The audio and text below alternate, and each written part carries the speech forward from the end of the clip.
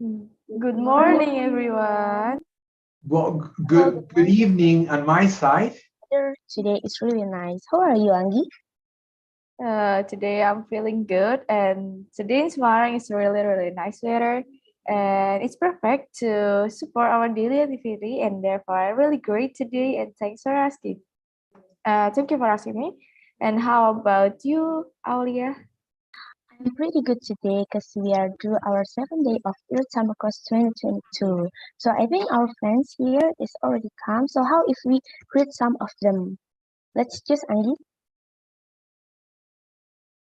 We choose one of our student here. How about hi Kuroshini? How are you? Can you open up your camera or maybe your microphone? Yeah, hold on. Give me a moment. I'm just adjusting it. Or Okay.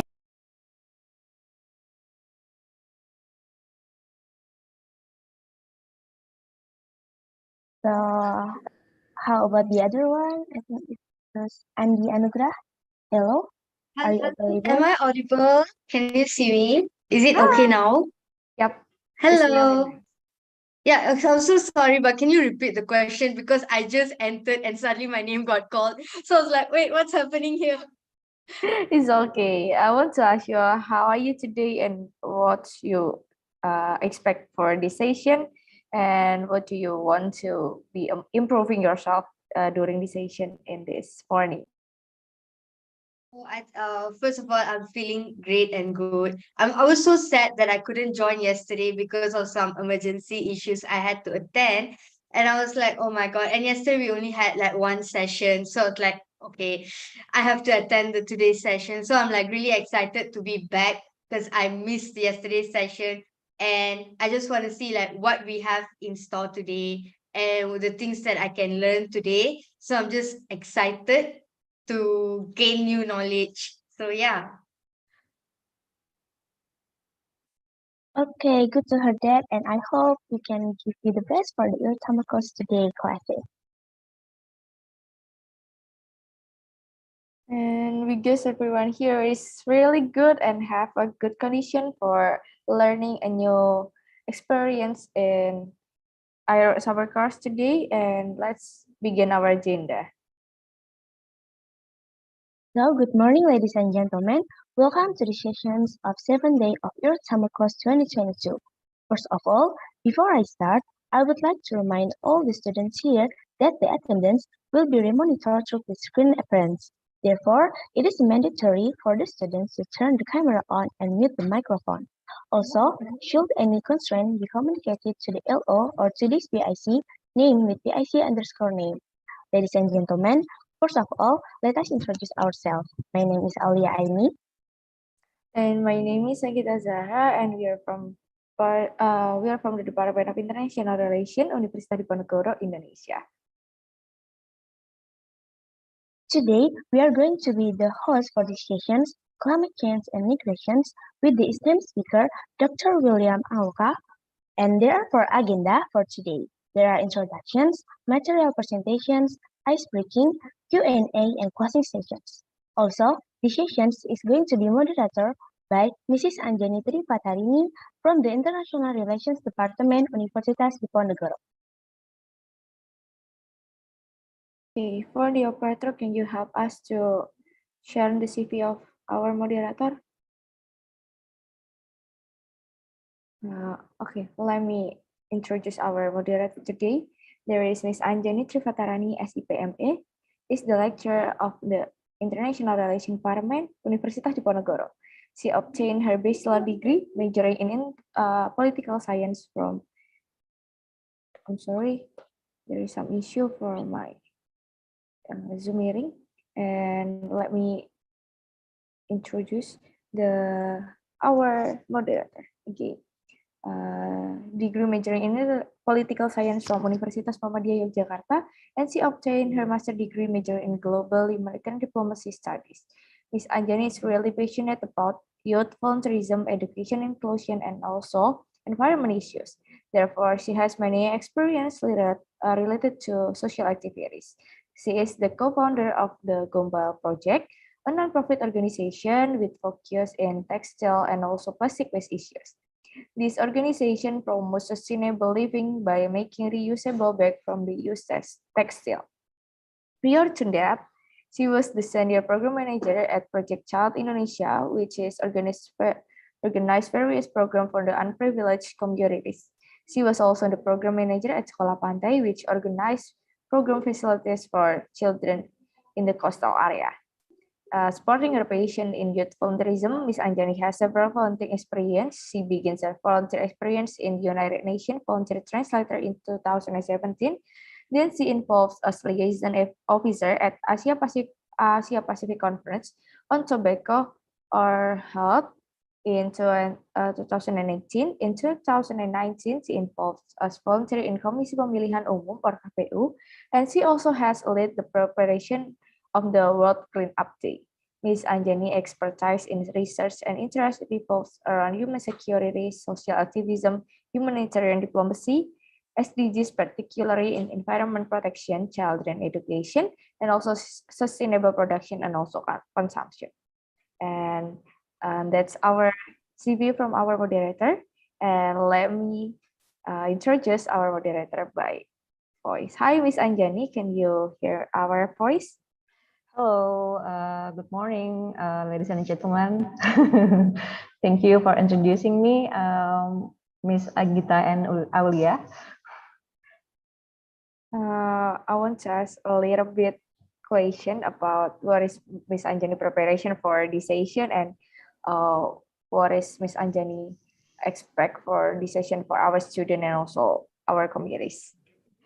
Yeah, actually, I'm feeling really nervous today because I met with such a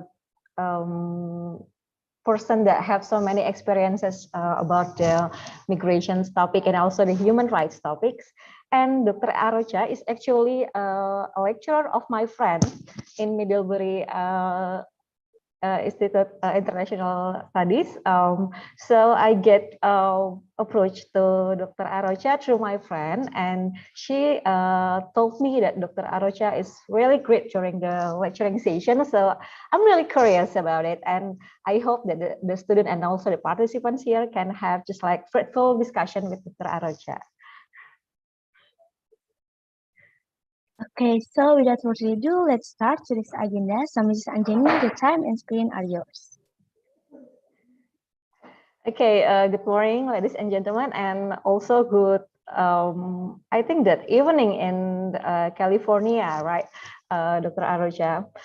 So welcome to the 10 sessions of IRUD Summer Course Program 2022 with the topic of climate change and migration.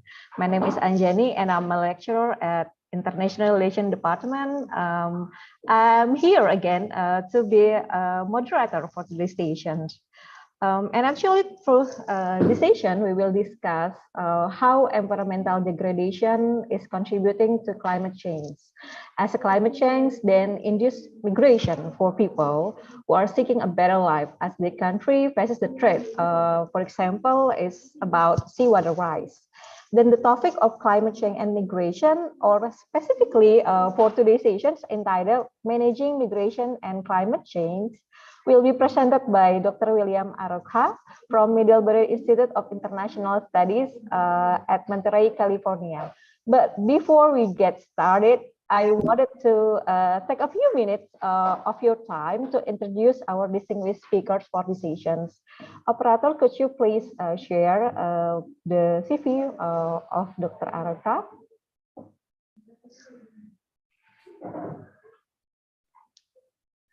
Okay, as I said before, Dr. Arrocha already have so many experiences about his research topics, and Dr. Arrocha is associate professor in Middlebury Institute of International Studies at Monterey, California, and he passionate about the issue of human rights and also social justice, and he is interested in the interface of migration, human security, and human rights. So Dr. Arrocha pursuing his bachelor degree in international relations with honor from Universidad Nacional Autónoma de Mexico. Then he continued his master degree in international politics from Queen University at Kingston, Canada. Then also from the Queen University at Kingston, Canada, he obtained his PhD in international politics with distinctions. He actually had so many research regarding to the topic. For example, that right now he is an associate professor. Could you please, operator, to scroll down?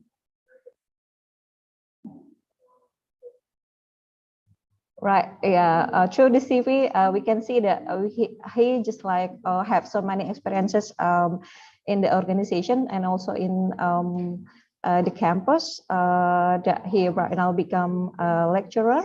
Next. Yeah, stop. Okay. So right now he have such so many professional membership. For example, Progressive Connections, European International Studies Association, the International Network on Migration and Development. The International Network on Migration and Development is actually really interesting. That I hope that Dr. Arrocha can just like elaborating with the today's sessions. And also he obtained teaching awards awarded from the university award for excellent in teaching. Wow, that's really great. And also he nominated as Faculty Excellence Award also in the universities. And next. Yeah, this is some of the courses that Dr. Arrocha taught in the university.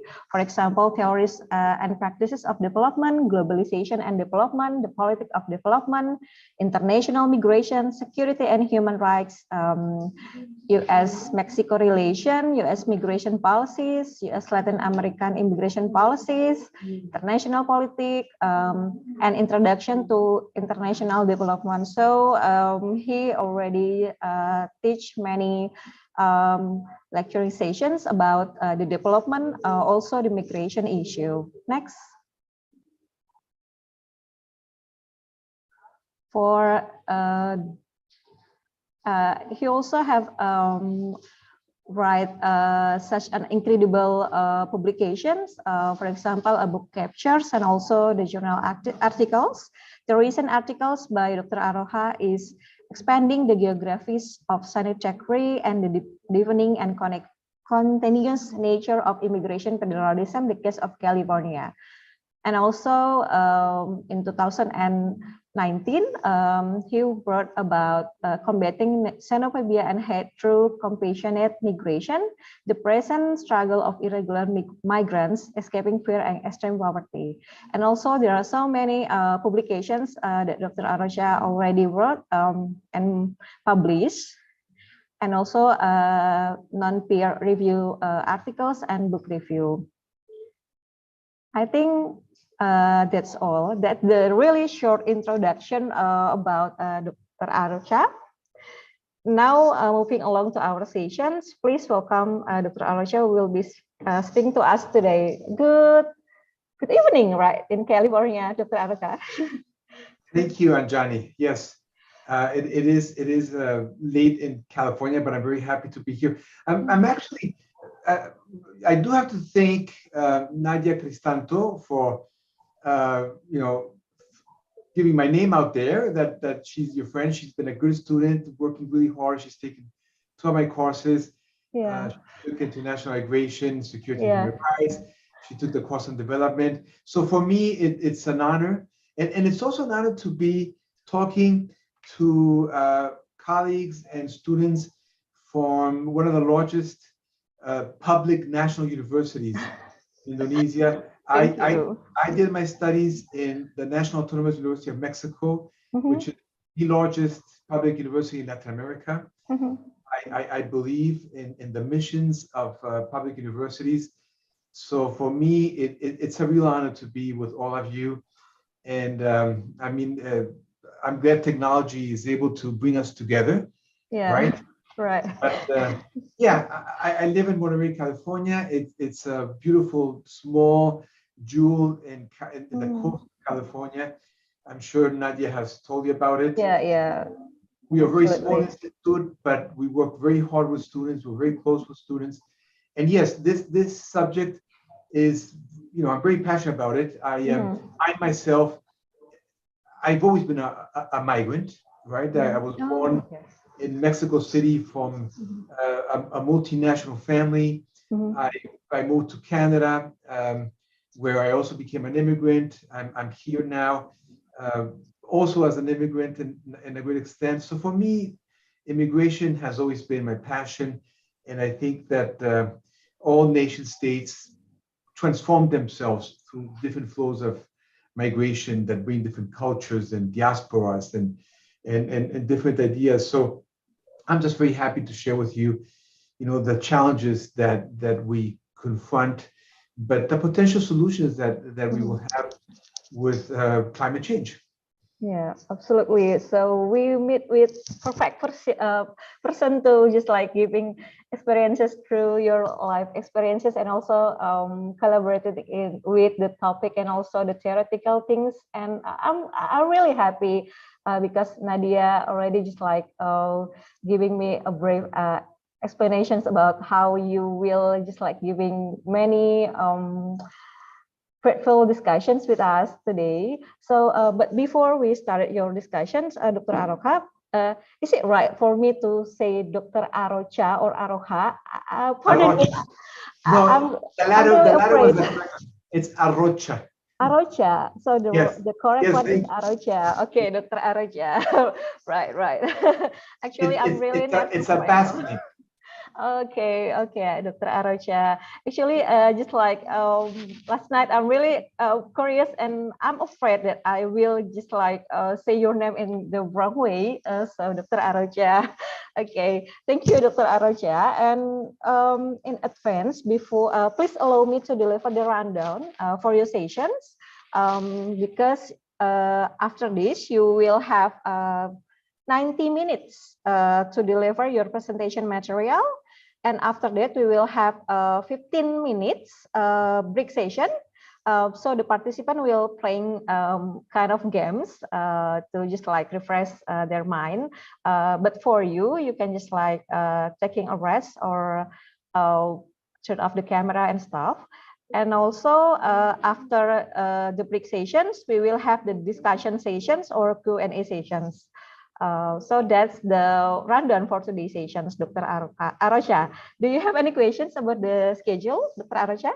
No. I mean, I'm thankful that you're the moderator. I'm someone who gets very passionate about topics that can go on and on and on.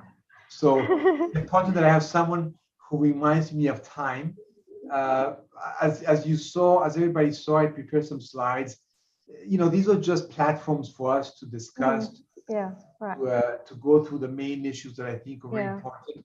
But there are many more issues, and I will take a little more time depending on the slide. I will emphasize some information more than than others. But no, I mean I just think that there's someone that can guide all of us in this conversation. So I thank you very much, Anjani. Okay, thank you. And the last question, before we really get started, would you like to share the presentation by yourself or with the help from the operator?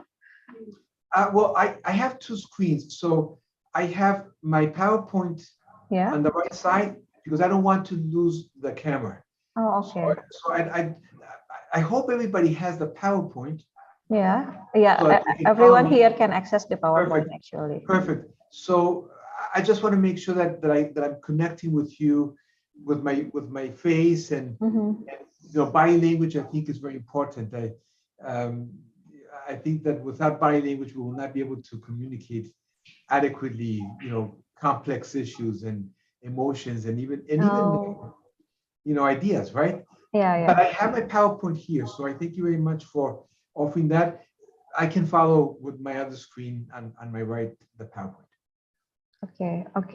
Sure, Dr. Arrocha. We will not just like taking your time anymore. Just please start the sessions and time and screen is yours. You have 90 minutes to present your lecturing session. Thank you, Dr. Arrocha. So I mean, beyond what I put in in the first slide of the PowerPoints, which is a dimension of the problems, I just want to share how I perceive this issue. So today I wake up in the morning, and I'm sure you also wake up and check news. And the first news that comes today, literally speaking, when I check the news in different media outlets, is the Puerto Rico, which is, as you know, an island in the Caribbean, which is, it's a 9-state U.S. territory. I would actually say that it's still very much in a colonial situation with the U.S. And Puerto Rico woke up today in the morning with absolutely no electricity. So there was obviously, again, a tropical storm that came in.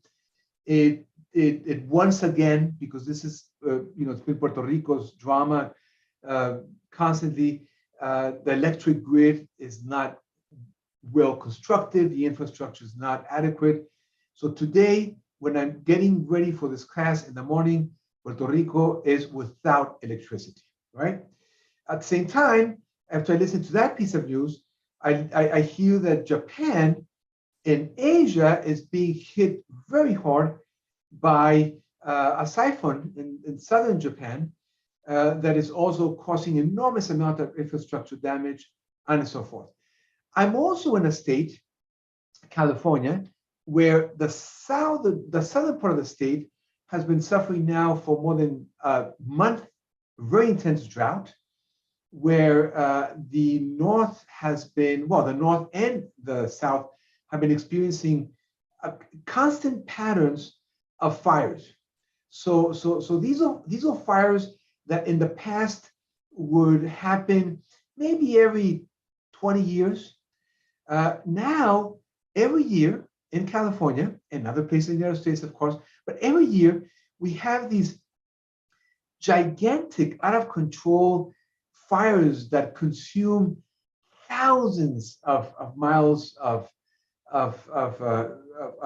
wood, and of course, also in some cases, they've consumed complete small cities. So I think that this is, and I'm sure you could also share, all of you in this conversation could share many daily news that come out from Indonesia and the surroundings of Indonesia, where we are constantly having to confront extreme, radical, climate change-induced natural disasters. And of course, when I talk about climate change, I'm talking not just of the quote-unquote natural changes in climate, but those that, as we in this session know, are very much human-induced, right?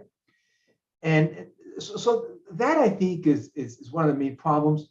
And as we know, climate does not respect borders. I think that there's two phenomena that reminded us of the limits of legal and political boundaries. One was just before the Cold War, which was the capacity of nuclear power. So nuclear power, and therefore nuclear weapons, which have changed the power dynamics in international politics, and which still do, by the way, still do today. We cannot forget that we are in the midst of a conflict right now where nuclear power is still at the core of that conflict, right? So you have two states, right? Russia and the United States, and the United States, through Ukraine, are confronting each other in a very dangerous matter, right? Where also the Ukraine has some of the largest nuclear power plants in Europe. So you have two nuclear powers that are confronting each other politically, and then you have nuclear plants in the Ukraine that are in a constant state of emergency. And that nuclear power reminded us that you can only manage so much boundaries. that sovereignty has its limits vis-a-vis this power that sometimes we have a difficult time harnessing. And of course, climate. Climate doesn't respect boundaries, right? Weather patterns and human-induced disasters do not respect boundaries. So that's where we are at today, and then we can go to the more detailed aspects of the different challenges that we have in Indonesia, in Mexico, in the United States, wherever we may be. We share those challenges with different levels of intensity, but we share those challenges. And as a matter of fact, I think that beyond sharing development issues, one of the challenges that every state is confronting, and that is sharing, but yet is not coordinating accordingly, is climate change. Nobody escapes climate change, period. It's something that wasn't factored in international law in the past. It wasn't factored in the power dynamics of international politics. It wasn't factored in the discipline of international relations. It's just starting to come in, and yet climate and climate change have always been present, across the universe of the formation and transformation of nations. Now, let me go a little deeper into the dimensions of problems that bring us to today's session. So there's a bunch of predictions out there, right? I put in the PowerPoint 2 predictions. I put up data from the United Nations Special Rapporteur on the protection of human rights. But beyond the data from Ian Fry, the 2 other data are predictions. It could be lower, I don't think so, but it could be higher. So just like Norman Myers is talking about 150 million people being forced by the year 2050 to leave what was called home, or the 200 million that the Stern Review of Economic and Climate Change talks about. At the end of the day, states are starting to feel an enormous pressure on how to deal with the human impacts of a phenomenon that goes beyond borders, but ironically reminds us that borders are still very important. So that's the irony, that on one hand, those displaced, many of these displaced are going to cross international boundaries, many of them. And many states are going to have to deal with those migration flows. On the other hand, states have to reassert different and more creative understandings and practices of sovereignty. And the international system is not even close to being prepared to deal with not just the fluctuations of people across borders, but the fluctuations within the concept and practice of sovereignty. And that's a much more difficult concept to deal with. And I'm not going to go too deep in today's session, but that's really important.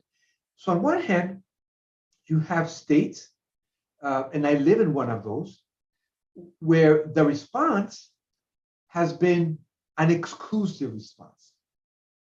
So the response of many receiving states has been to exclude the flows of certain migrants that result in climate change. And the exclusion is a reassertion of traditional Jean Baudouin concepts of absolute sovereignty. It's something that came very strong during COVID-19, but that is being reasserted with climate change. And that is this practice that states still have an enormous sovereign power on who comes in and who goes out the state. Not just only who comes in, also who goes out. But it's coupled with the fact that those policies cannot control climate change. So there's a tension and a confrontation between the concrete realities that are going beyond the existing international system and the exclusive policies of certain states, right? And this reassertion of sovereignty that is going to have to change, because you can only control so much the flow of migrants. My research is mainly in the Americas and in the European context, right? And I've done a lot of research at the border of the US and Mexico, and at the border of Mexico and Central America. And let's face it, there is a complete lack of understanding from states on how to deal with those that are forced to migrate due to a phenomenon that I don't think we fully grasp yet, which is climate in general terms and climate change in particular terms, and accepting that we as human beings have an impact on climate that we didn't even imagine we could have when we were going through the process of industrialization and so forth. So that's the dimension of the problems. Obviously, I went way beyond the slide, which is, I mean, even the slide, the slide is not enough to deal with these problems, right? But I'm going to go to the next slide that I'm going to go to is the one on geoconomic challenges. So I'm going from the macro to the micro, right? So we have a set of geoconomic challenges, which obviously Indonesia has. The truth of the matter is that the majority of those who will be displaced based on the percentage of the world population are going to be in Asia, right? And in large archipelago states, this is a very serious issue, to Puerto Rico being one of them in the case of the Caribbean, right? So now I'm going to go to some details, which in my opinion are very concerning. One is that from a systemic perspective, the majority of internally displaced people, and I would add also those crossing international borders, or in countries under macroeconomic pressures. So let me be clear here. Every community that has to deal with a natural disaster is going to confront displacement. When there's a fire in California, those who are close to the fire have to be displaced. When there's a drought, the same. When there are torrential cyclones or hurricanes, they're going to be displaced.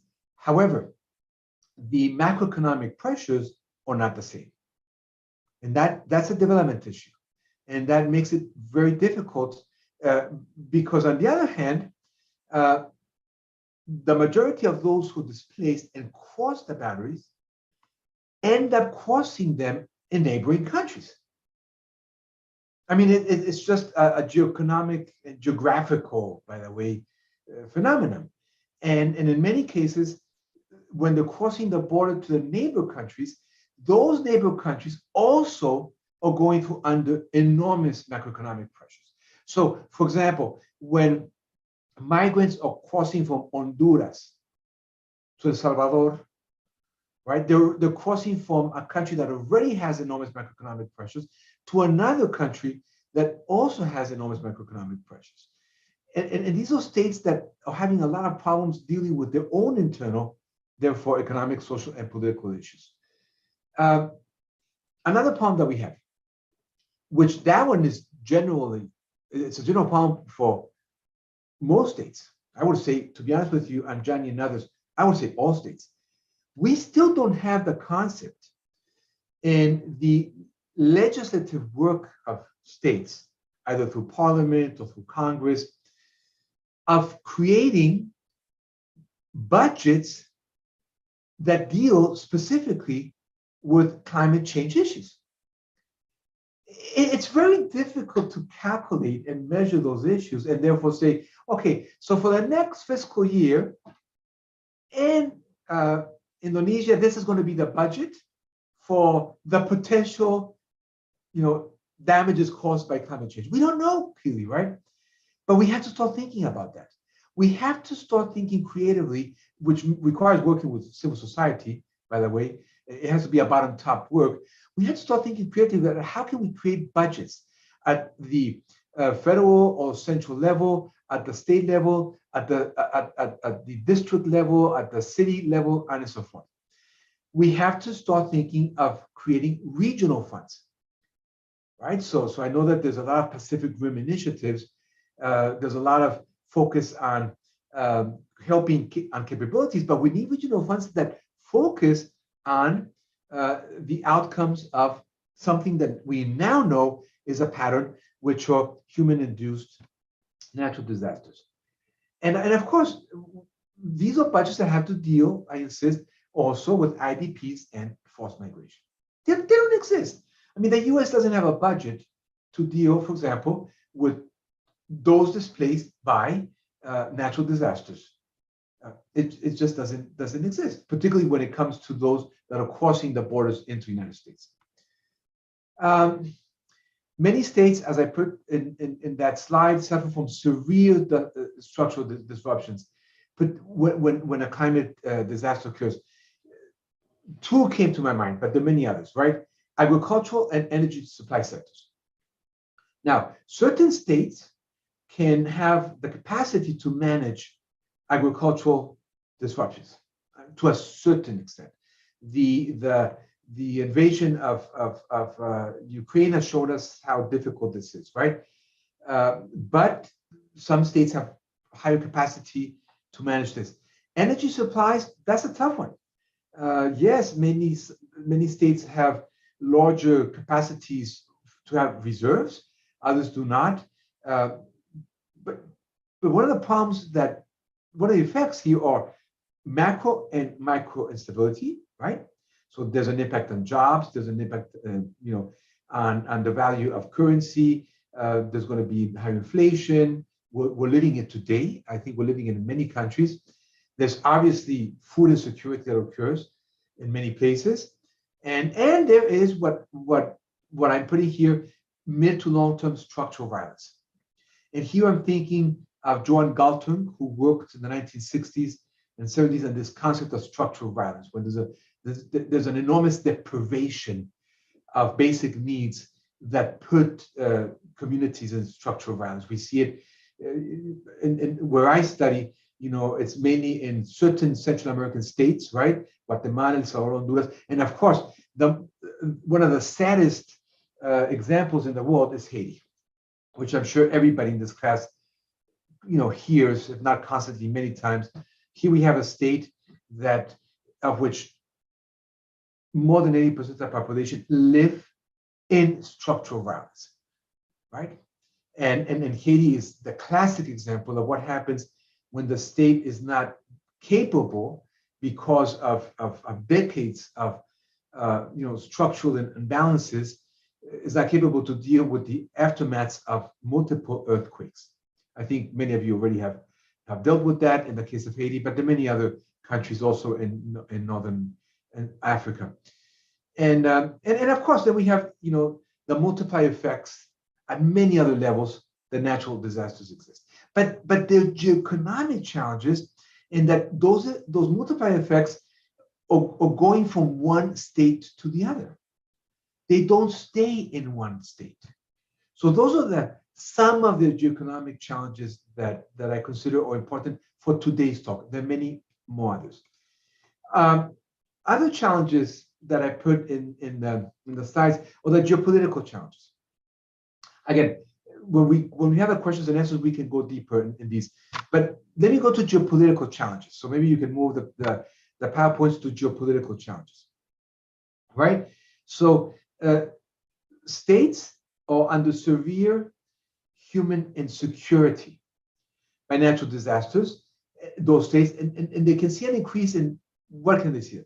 A, domestic instability, right? So let's face it, the majority of states of the global south will have the propensity to have higher political instability, domestic instability, because of natural disasters. due to economic and political instability, and therefore violence.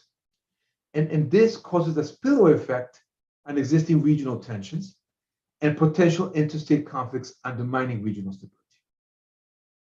And moreover, what happens is that climate change, just to elaborate a little more on this, I think I still have time here, climate change also becomes a political, it is weaponized and politicized, right? So climate change is weaponized and politicized, used or as a consequence of interstate conflict. And so depending on the region and other agenda items that maybe are not directly linked to climate change, we start seeing tensions being elevated due to these geopolitical tensions. And I put you an example in the second point of geopolitical challenges, and I'm going to elaborate a little bit on this one. I actually wrote a piece on this. So migrants forced to migrate can end up trapped in realpolitik games among competing states. So the example I put you here was Trump versus Mexico. So during the Trump administration, for example, so let me give you a little bit of a background. Mexico, from a legal perspective, has a humanitarian approach towards migration, including irregular migrations, from a legal perspective. However, the policies of Mexico have been forced, have been pushed to change and to start taking a more punitive approach to start de facto securitizing migration, so using the military and other forces, right, to stop the migration from Central America towards the United States. Now, what the Trump administration did was blackmail the Mexican government, the former regime, so the former administration of the one that is today, basically telling them, if you do not securitize your migration and therefore send the National Guard to the southern border, what we're going to do is we're going to pull out of the North American Free Trade Agreement that was being at that time changed towards what is called now the U.S., Mexico, Canada Free Trade Agreement. And that, for a country like Mexico, obviously, that depends on the U.S., between 80 and 82% of trade, imports and exports that the state of Mexico registers over the United States. So any threat to that trade is going to cause, serious reactions from the Mexican government. But that's a realpolitik use of the migrants themselves, right? Other issues that I see here. So IDPs and forced migration caused by climate change and its multiple effects can increase geopolitical tensions among competing states, attempting to keep or gain new economic and political power in states or regions under historical relations of economic and political dependency or under existing neocolonial relations. So this is the first time that we start seeing that the effects of climate change, particularly, there's two effects that are being used here. One is the aftermath of the climate change, right? So it can be extreme flooding, it can be an earthquake, whatever. When there's a disruption, when there's an economic disruption of a state that is already very fragile, that state becomes the playground of multiple powers. And it's very controversial, right? Because you see a lot of economic powers that will, offer, different forms of aid, monetary aid, logistic aid, relief aid, and so forth.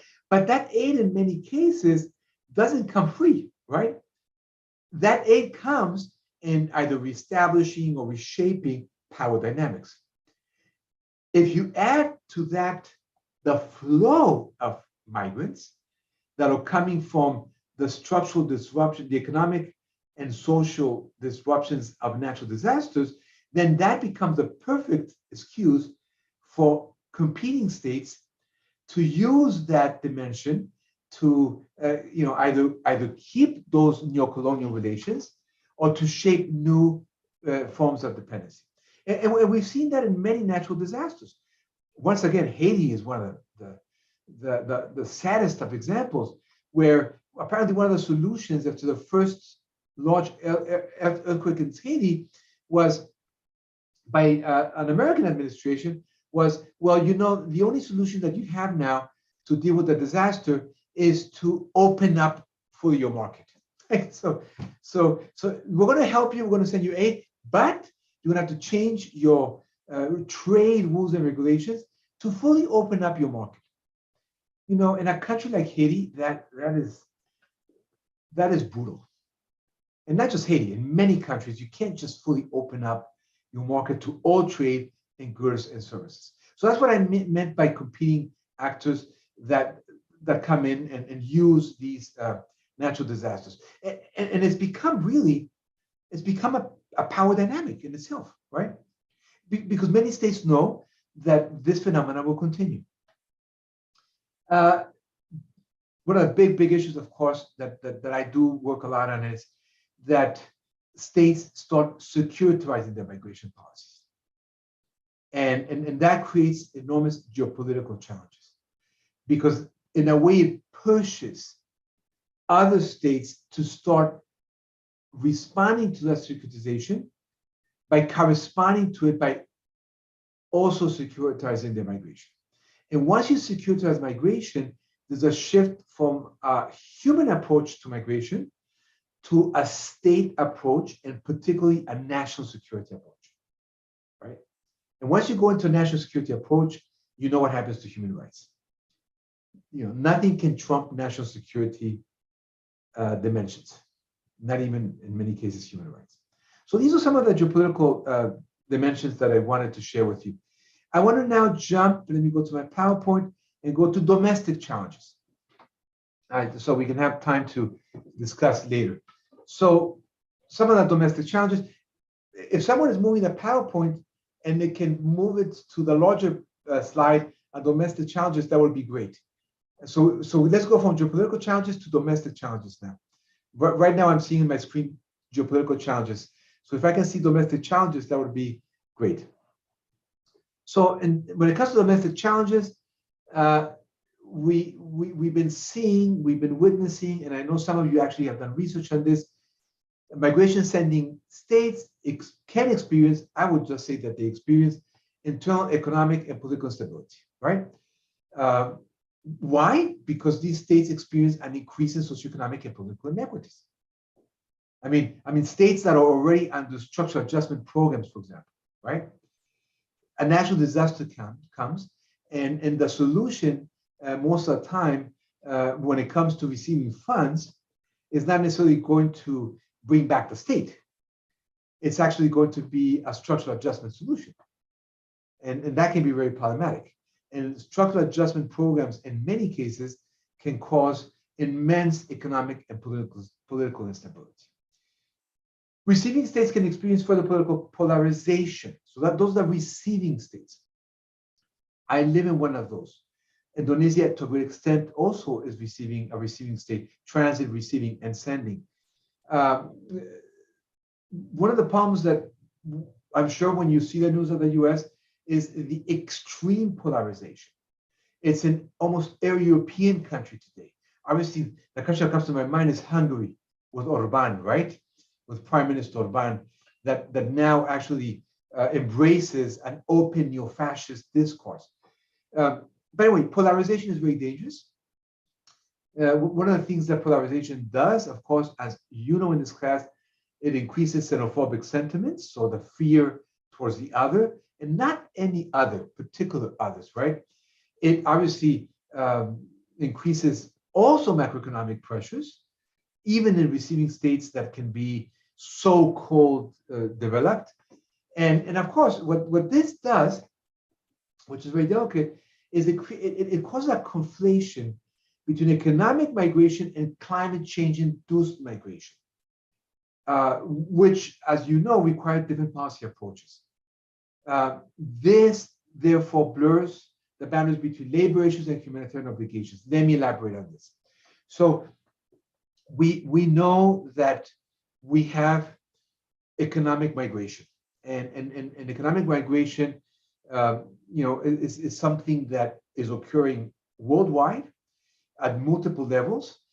In some cases from a regular perspective, in other cases from an irregular perspective. But what's happening now is that states are applying the same perception and the same policies that they apply towards economic migrants to migrants that are resulting from human-led natural disasters. The reason is that many governments do not want to take the extra assessment. The example I can use is Honduras, for example. So Honduras has suffered from multiple tropical storms and from a chronic drought. So here you have a country that is politically and economically very unstable. It's a little more stable, not politically, but for many decades has been economically unstable. But for many years, the economic instability was, the governments were not factoring the droughts and the tropical storms in their economic fragility. And the regional and international organizations dealing with their financial issues were not either factoring those climate change factors. So today we have millions of citizens from Honduras that are being displaced. And many of them are crossing through Mexico to the United States, and they have a hard time because they can't ask for asylum at the border of the United States because you can't apply asylum under those conditions. And yet they are economic migrants in that they can't find jobs or that they've lost existing jobs in the sector, but the government still can't fully grasp the problem of the consequences that come from climate change. So it's not just because Honduras has macroeconomic problems. It's because you have complete sectors, that the agricultural sector is one of them, that are suffering from decades of intense drought. This is not captured in the immigration policies of the receiving states, right? So that's a problem that is happening in most receiving states, which obviously affects, tremendously the human rights of these migrants.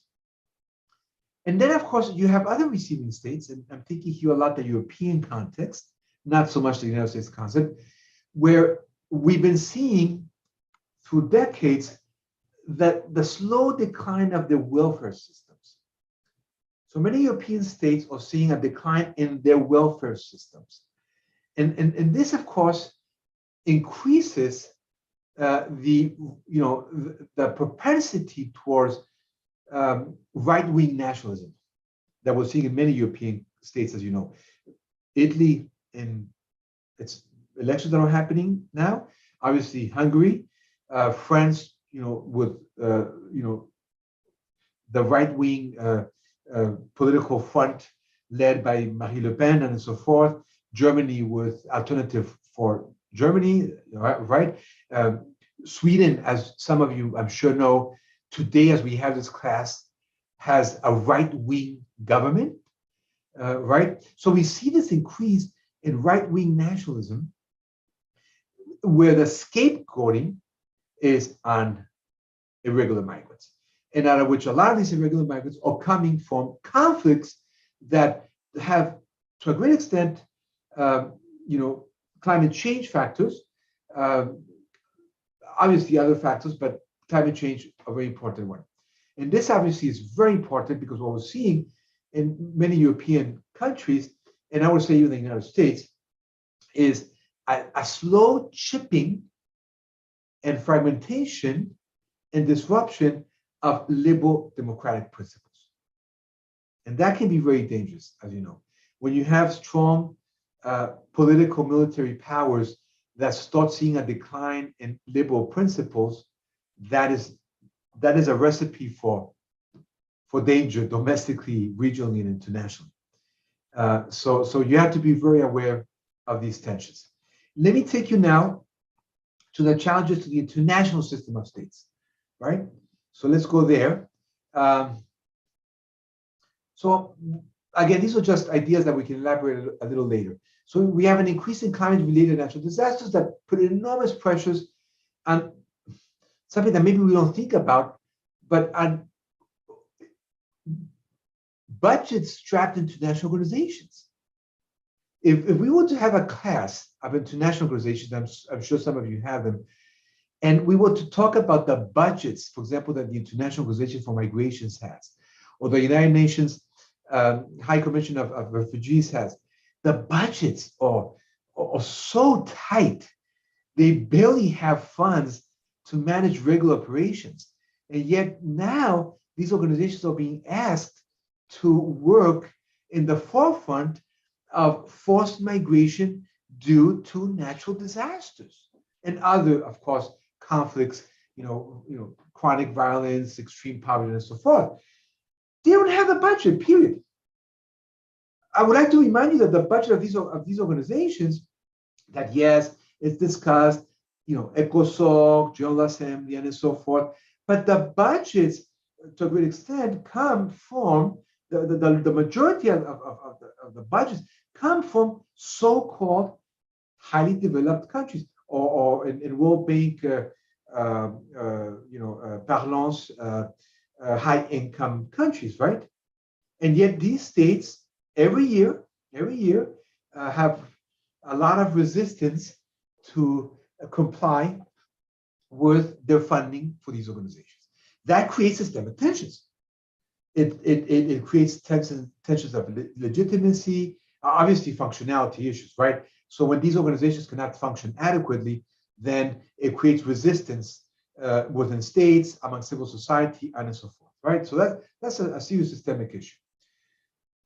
International financial organizations like the World Bank, the IMF, as well as regional development banks, will keep having a harder time in obtaining the proper funds to finance new development models. So I want you to take note of this. New development models to tackle the long-term effects of climate change in more vulnerable economies. Let me elaborate a little bit on this, more on this. Today, vulnerable economies are showing us that the dominant model of development is not working. Now, the IMF and the World Bank have been funding that dominant model of development. The outcome of natural disasters is actually putting in jeopardy that model of development, because that model of development is not designed to respond accordingly to those disasters. Why? Because one of the outcomes of these models of development is the retrieving of the state, right? So to tackle deficits, right? To tackle structural deficits, states have had to slowly chip away not only their budgets, but their structures, so their agencies that deal with social, economic, and political issues. And it's the private sector that has come to take place of certain services that the state has been offering for decades. But when a natural disaster comes, the private sector is not equipped to deal with the outcome of natural disasters. But the state is not equipped either, because it has less of a budget, and the state agencies of the state are no longer equipped for this. And that is a result, to a great extent, of structural adjustment programs that have been occurring for decades. So again, the World Bank and the IMF cannot by no means convince other states, funding states, to say, well, you know what, we need more funds, but those funds are needed to transform the dominant model of development. Well, that means that the World Bank and the IMF will have to transform themselves, and we're not there yet. Now I'm going to talk about something a little more controversial, and I did put a little note there, because I personally don't fully agree with this. There's such thing that in the power dynamics of migration between states is what is called the value cost of migrations. And what I'm saying is that the value cost will keep stressing sending and receiving states. And I'm going to go through these points and then I'll elaborate. Sending states will keep suffering from labor shortages and increased dependency on remittances, which can be volatile, right? So sending migrant states will keep suffering from, obviously, labor shortages, right? So if you have thousands of people in certain labor sectors that leave the country, well, that sector has a labor shortage. But on the other hand, it increases, and I apologize for a typo, the dependency on remittances. And I'm not saying that remittances are bad, but they're volatile, right? When remittances work great, everybody's happy, right? If there's a proper structures to receive the remittances. But when there are macroeconomic problems in the countries where labor migrants are working, then it becomes a drama, right? Because they can't send any more remittances. So it's very volatile. Other issues, receiving states will lower this is really delicate. Receiving states will lower the value of irregular migration, and I will explain this, increasing policies of exclusion as they lure in high-value migrants from climate volatile regions, causing already chronic brain drain. So again, for my human rights approach, I do not agree with this point. For my realpolitik approach, state place a value on migrants. And let me explain this with more detail.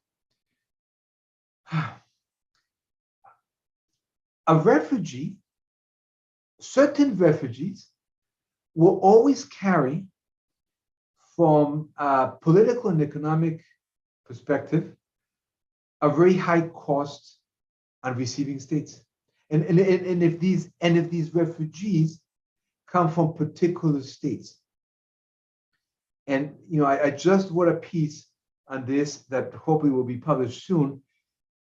We're living today, for example, in a double standard, controversial moment in history with regards to refugees.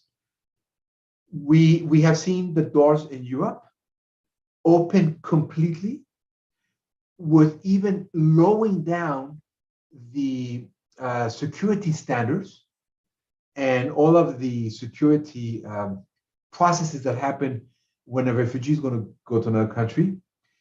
And I'm not saying that those who are fleeing the country don't have the right to flee the country that are coming from the Ukraine. And yet, and it's the same for the United States. The United States is opening its doors to, at least for now, 100,000 Ukraine refugees. And yet it closes the door to also legitimate refugees that are coming from Central American states and from majority Muslim states. And even though this administration doesn't have the same policies that the Trump administration had, the truth of the matter is that when it comes to the security processing, there is an enormous amount of unfairness, enormous amount. And that's a double standard. And even though these are migrants that are coming from armed conflict, in the case of course, Ukraine refugees, many other migrants are coming from conditions of extreme poverty caused by natural disasters. And that really bugs me a lot, but it's the reality. Meaning it's the reality of many states. So the cost of bringing in refugees will always be higher than the cost of bringing someone with a PhD, right, that is coming directly for a job. It's sad, but it's true. Even though those refugees or irregular migrants, not only refugees, are extremely important contributors to the economy of those states and have an enormous multiplier effect. But that is where we are today. And then, of course, the international system is further stressed as states compete. So they compete. This is what is very cynical. They compete to manage the low value, high cost versus high value, low cost migrations.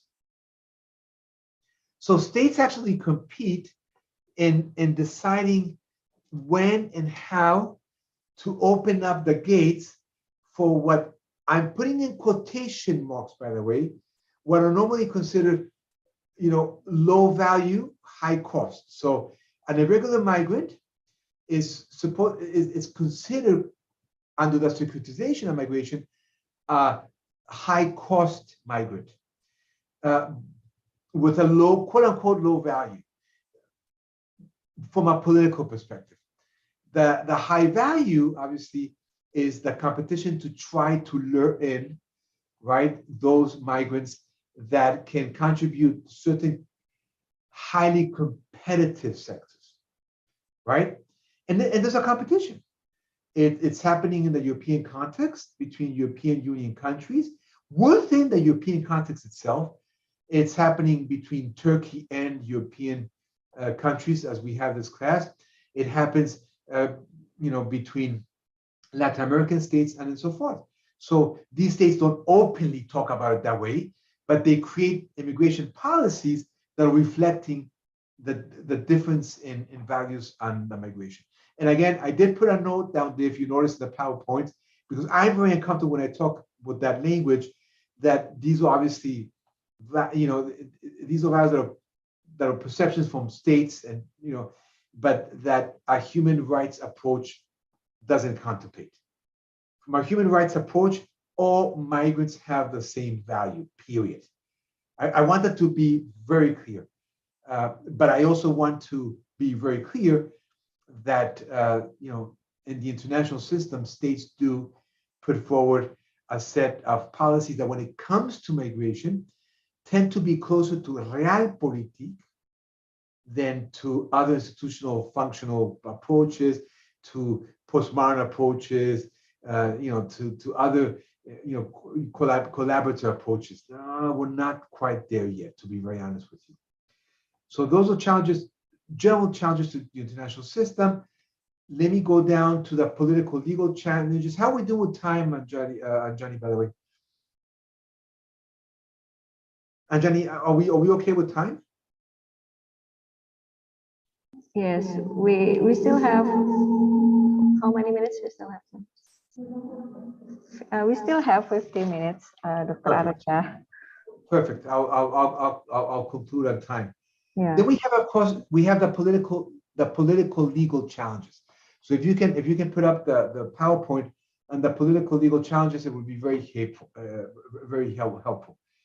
So, and I know that a lot of you know these challenges.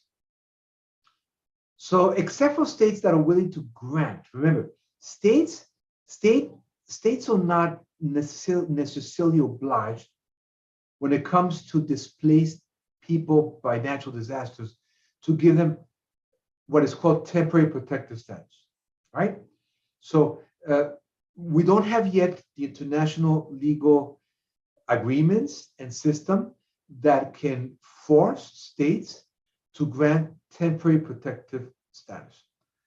So that means that most climate change related migrants do not have legal protections, period.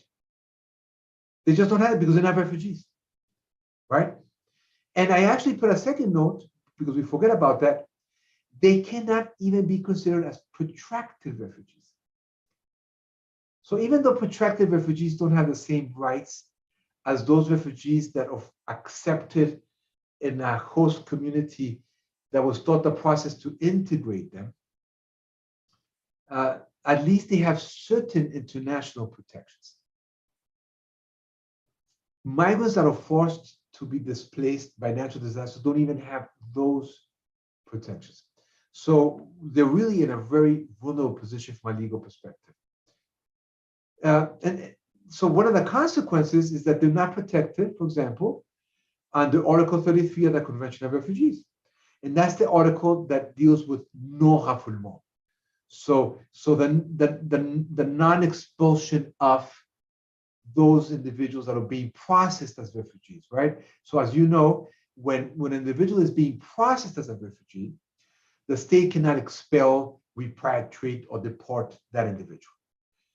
When it comes to migrants that have been forced to leave the country due to natural disasters, the states have a lot of leeway to either exclude them, or even if they give them temporary protective status, when that temporary protective status expires, states can expel they can expel thousands of individuals from the receiving state.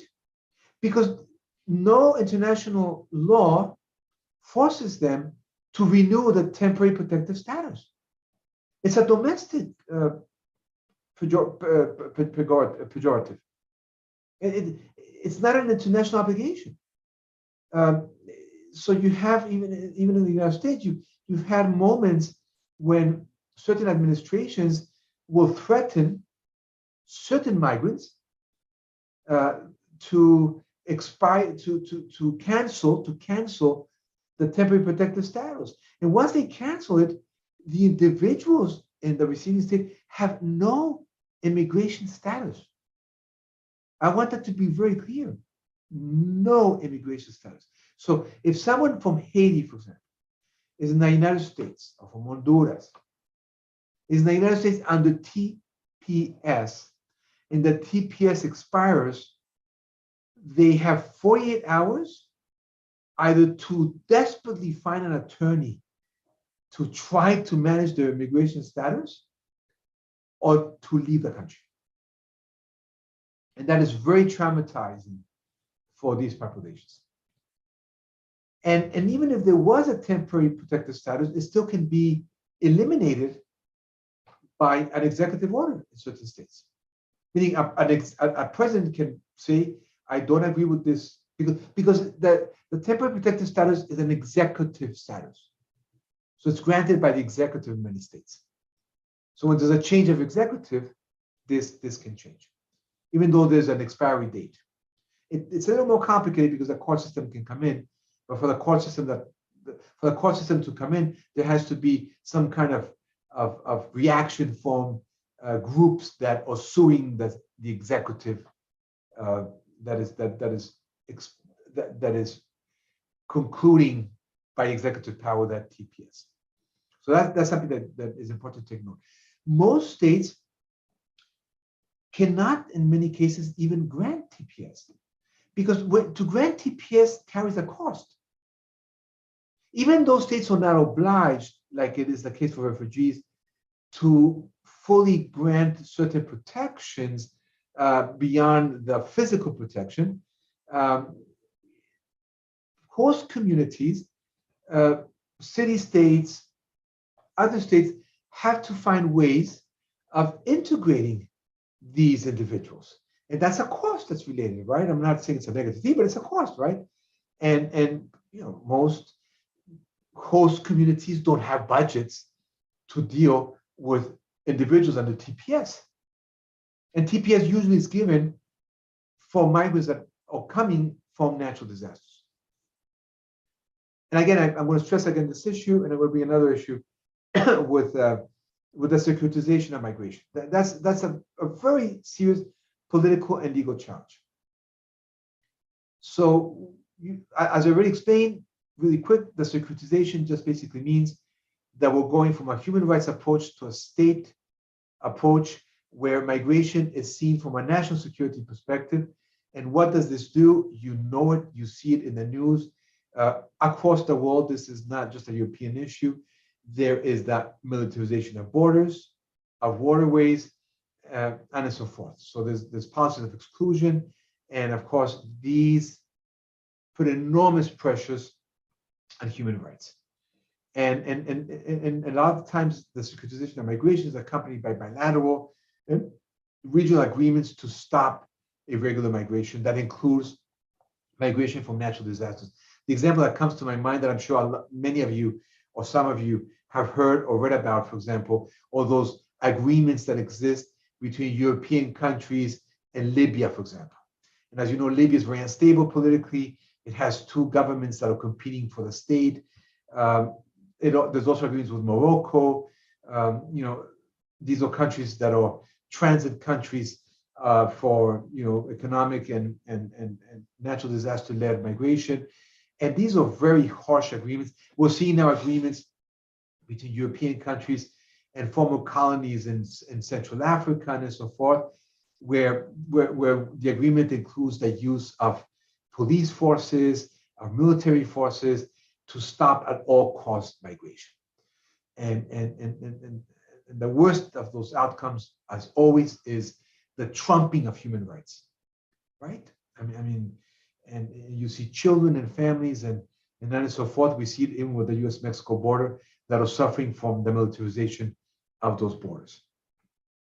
And the other issue that is important for you to consider as a political legal challenge that affects those that are leaving, that are fleeing climate change, or is that criminalization of irregular migration.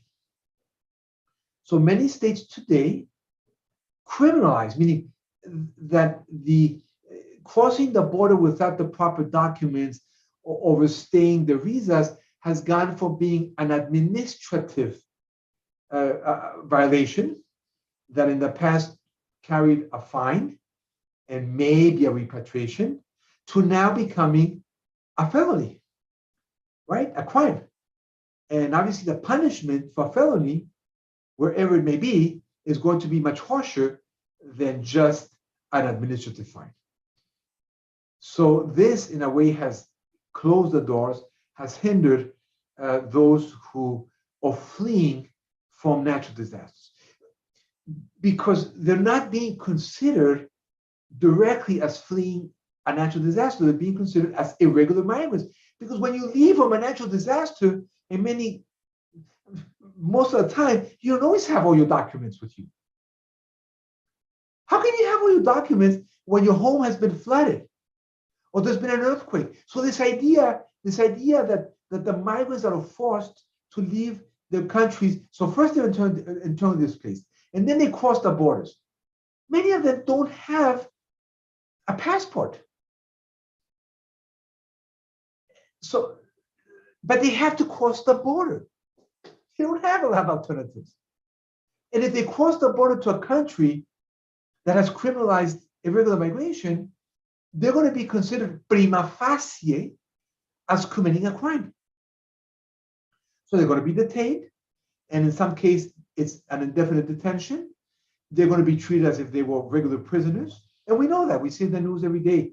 I think that, in the Asian context, what always comes to my mind, right, is Nauru, Australia, and so forth. And you know it, and I know that you study this in your own university, where you have these agreements between Australia and a couple of smaller states to deal with those migrants that are, not welcomed in Australia, that are coming mainly as boat people, right? And once they're detained, they're treated as if they were prisoners. So that, from a human rights perspective, and from a human security perspective, of thinking human dignity, is atrocious, right? So you're dealing someone that has had to escape their home because of a natural disaster, as if they were committing a crime. We are, in my opinion, dear class, pretty backwards in that sense. Pretty backwards. And then, of course, in the case of the Global Compact on refugees, for example, the only acknowledgement that it has, because I was thinking what we could see, is yes, that it acknowledges that climate, environmental degradation, and disasters increasingly interact with the drivers of refugee movements. Yeah, but where is the policy to react to that? So these are some of the political legal challenges. There's many more, but obviously I want to go to the other slide just for questions of time. And then, of course, in the Q&A session, we'll dive a little deeper here. So let's go to certain rights for the forced to migrate due to climate change, right? Again, these are rights that are very difficult to implement. You know that. So I was thinking when I was writing this PowerPoint, one of the first rights that came to my mind, which is, as we know, part of customary law now, is Article 3 of the Universal Declaration of Human Rights. And what does it say? It says everyone has the right to life, liberty, and security of person. Now, yes, there is no migration structure to ensure that Article 3 is implemented, but most states today have integrated Article 3 as the law of the land, right? So most member states of the United Nations that adhere to the United Nations Charter, that have accepted the Universal Declaration of Human Rights, have as the law of the land the principle that everyone has the right to life, liberty, and security of person. And that is something that should be implemented. And most of the time, it's civil society that pushes states to do this for those who have to cross the border due to climate change. Meaning, how can you refuse the entry of those who might see their life put in jeopardy and their liberty and the security of the person because their village is non-existent? Think about the floods in Pakistan that were happening just a week ago. Complete villages do not exist in Pakistan anymore. And many have had to cross other borders. Some, unfortunately, cannot cross one of the biggest borders, right? Because they will not be welcomed. So they have to look for new routes. And you can't tell them to go back because they're going to tell you, look, I can't exercise the right to live for liberty and security because my village doesn't even exist anymore. So that's something that we're going to have to work through time to integrate in a new regime for international migrants. I'm thinking of Article 6.1 of the International Covenant on Civil and Political Rights. Indonesia is a signatory member of ICCPR. The United States is a signatory member. One of the only big covenants that the US is a signatory is this one. And basically what it says is that every human being has the inherent right to life. So it stresses it even more than the Universal Declaration of Human Rights. And this right should be protected by law. So it ups up that right? So all states signatory of ICCPR have to have the legal structure to protect the right to life. And no one should be arbitrarily deprived of his or, of course, her life now, right? I thought about children. I'm very sensitive to the suffering of children, and particularly unaccompanied children, that we see thousands at the border with Mexico and the United States. And this is important because Article 6 of the Convention on the Rights of the Child also demands special protection for children. You have thousands of children that go with families that are fleeing the country because of natural disasters. Now, remember, you have two kinds of child migrants, those that are going unaccompanied, but also those that are going with families, right? At least from a regular perspective. Yes, of course, you have children that are being smuggled or that are being trafficked, but that's a different dimension that is not for today's class. And then climate change refugees may be covered, I put may be covered, by the border protection obligations imposed on states that stem from Article 7 of the ICCPR, which prohibits torture and cruel, inhumane, or degrading treatment or punishment. One of the things that we've been seeing in committee work in the United Nations, different committees in the United Nations, is the expansion of degraded treatment or punishment. Sending someone back to what once was home, where they cannot survive, is considered as degrading treatment today. So you're degrading the treatment of the individual. So these are extensions of international agreements that can be expanded through regional agreements and, of course, through domestic law. So degrading treatment is no longer just reflecting the power interaction between two individuals, of which one is causing harm, from torture or other degrading treatments. And now let's go, we're almost there with time. Let's go to the final one, which I put like potential solutions. And I know that you might offer me others when we have a conversation. So we can put that exactly. Thank you so much. So this is what we reflected. I've been reflecting this in my classes too. So I'm sharing this with you. So obviously we need a redefinition of refugee, right? But we have to be careful with that one. But we still need to reassess the 1951 Convention on Refugees. I think we all agree on that. And we need to include forced migration resulting from natural disasters. Or, as I put in my sentence, we need the establishment of a new convention dealing exclusively with forced migration from natural disasters. It has its pros and it has its cons. As you know, refugee is more linked to persecution, more linked to open conflict. But my argument is that natural disasters can be causes of conflict, and it can be causes of structural violence that therefore can produce political refugees.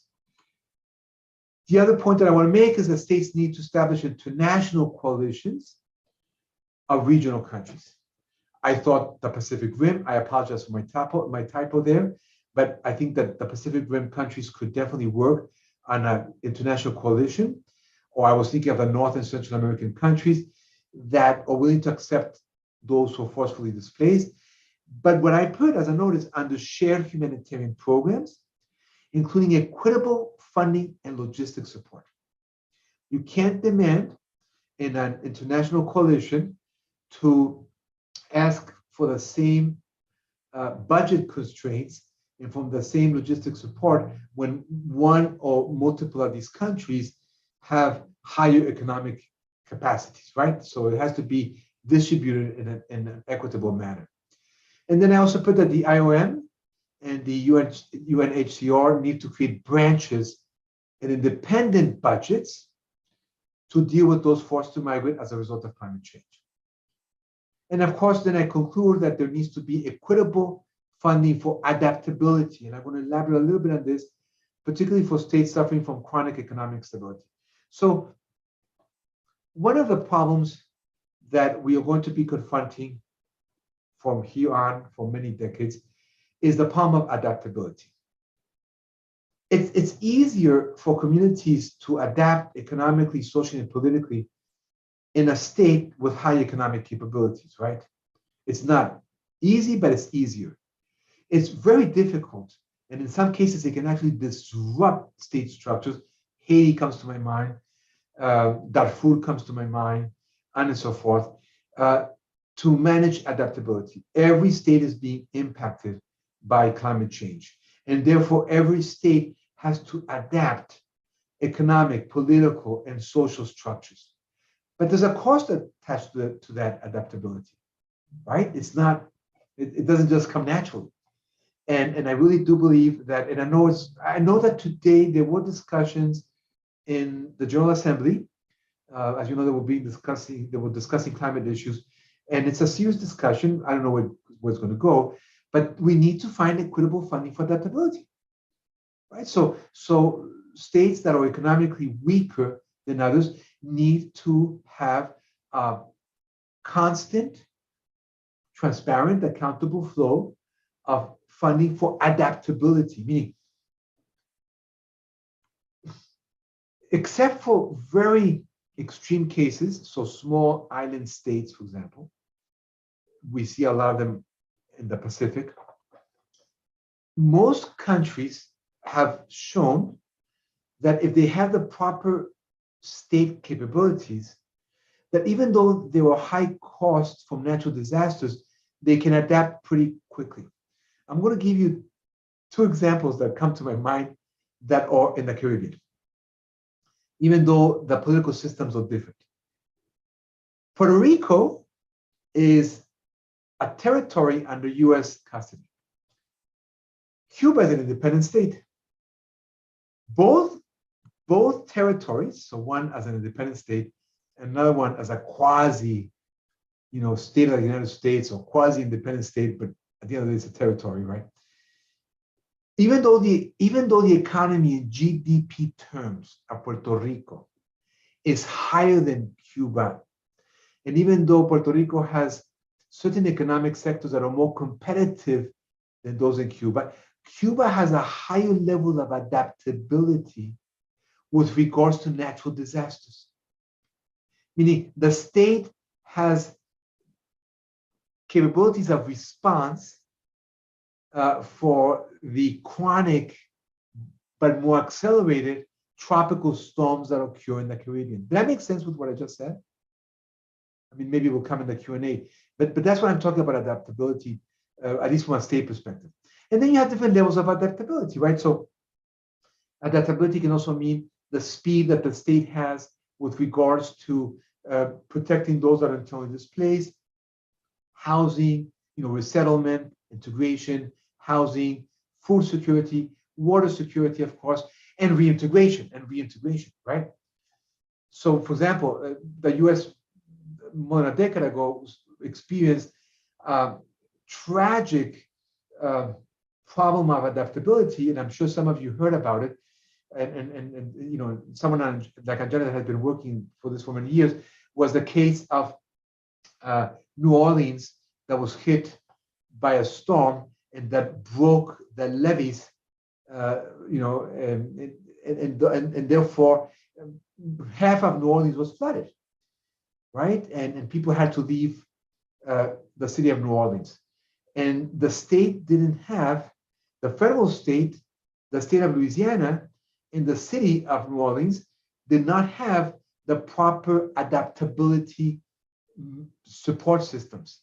And even after years today, those who are forcefully displaced from Katrina, so the storm called Katrina, the hurricane called Katrina, still today cannot go back to, there's a large majority of Afro-Americans that still cannot go back to their homes in New Orleans, meaning the state did not have the proper adaptability measures.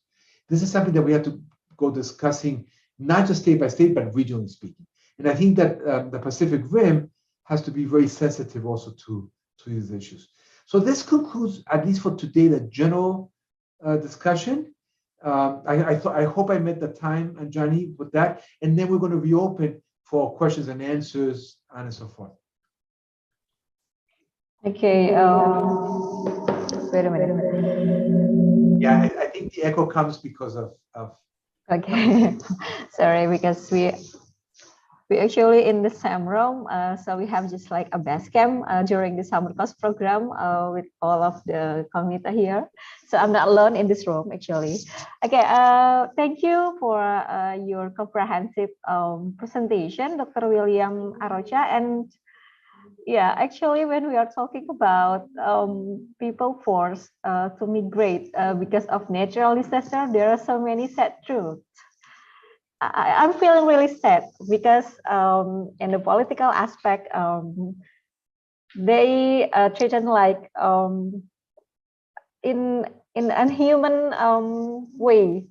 But when we are talking about the human rights, yeah, we are as a human have just like same. We are the same. We have the same opportunity for so many things, and yeah, that's why I just like say that it's the sad truth. Oh yeah, I mean it's a very tough reality, right? Yeah, yes, that is really a tough reality. And actually, Indonesia also as an archipelago states, we also the market of disaster, right, Dr. Arrocha? And I believe that everyone here know that in Indonesia there are so many earthquakes, there are so many flood, drought, and stuff. And even though that sometimes we think that, oh, how come in the summer times there is a rain, and we become confused with the climate also in here in Indonesia. But yeah, that me also.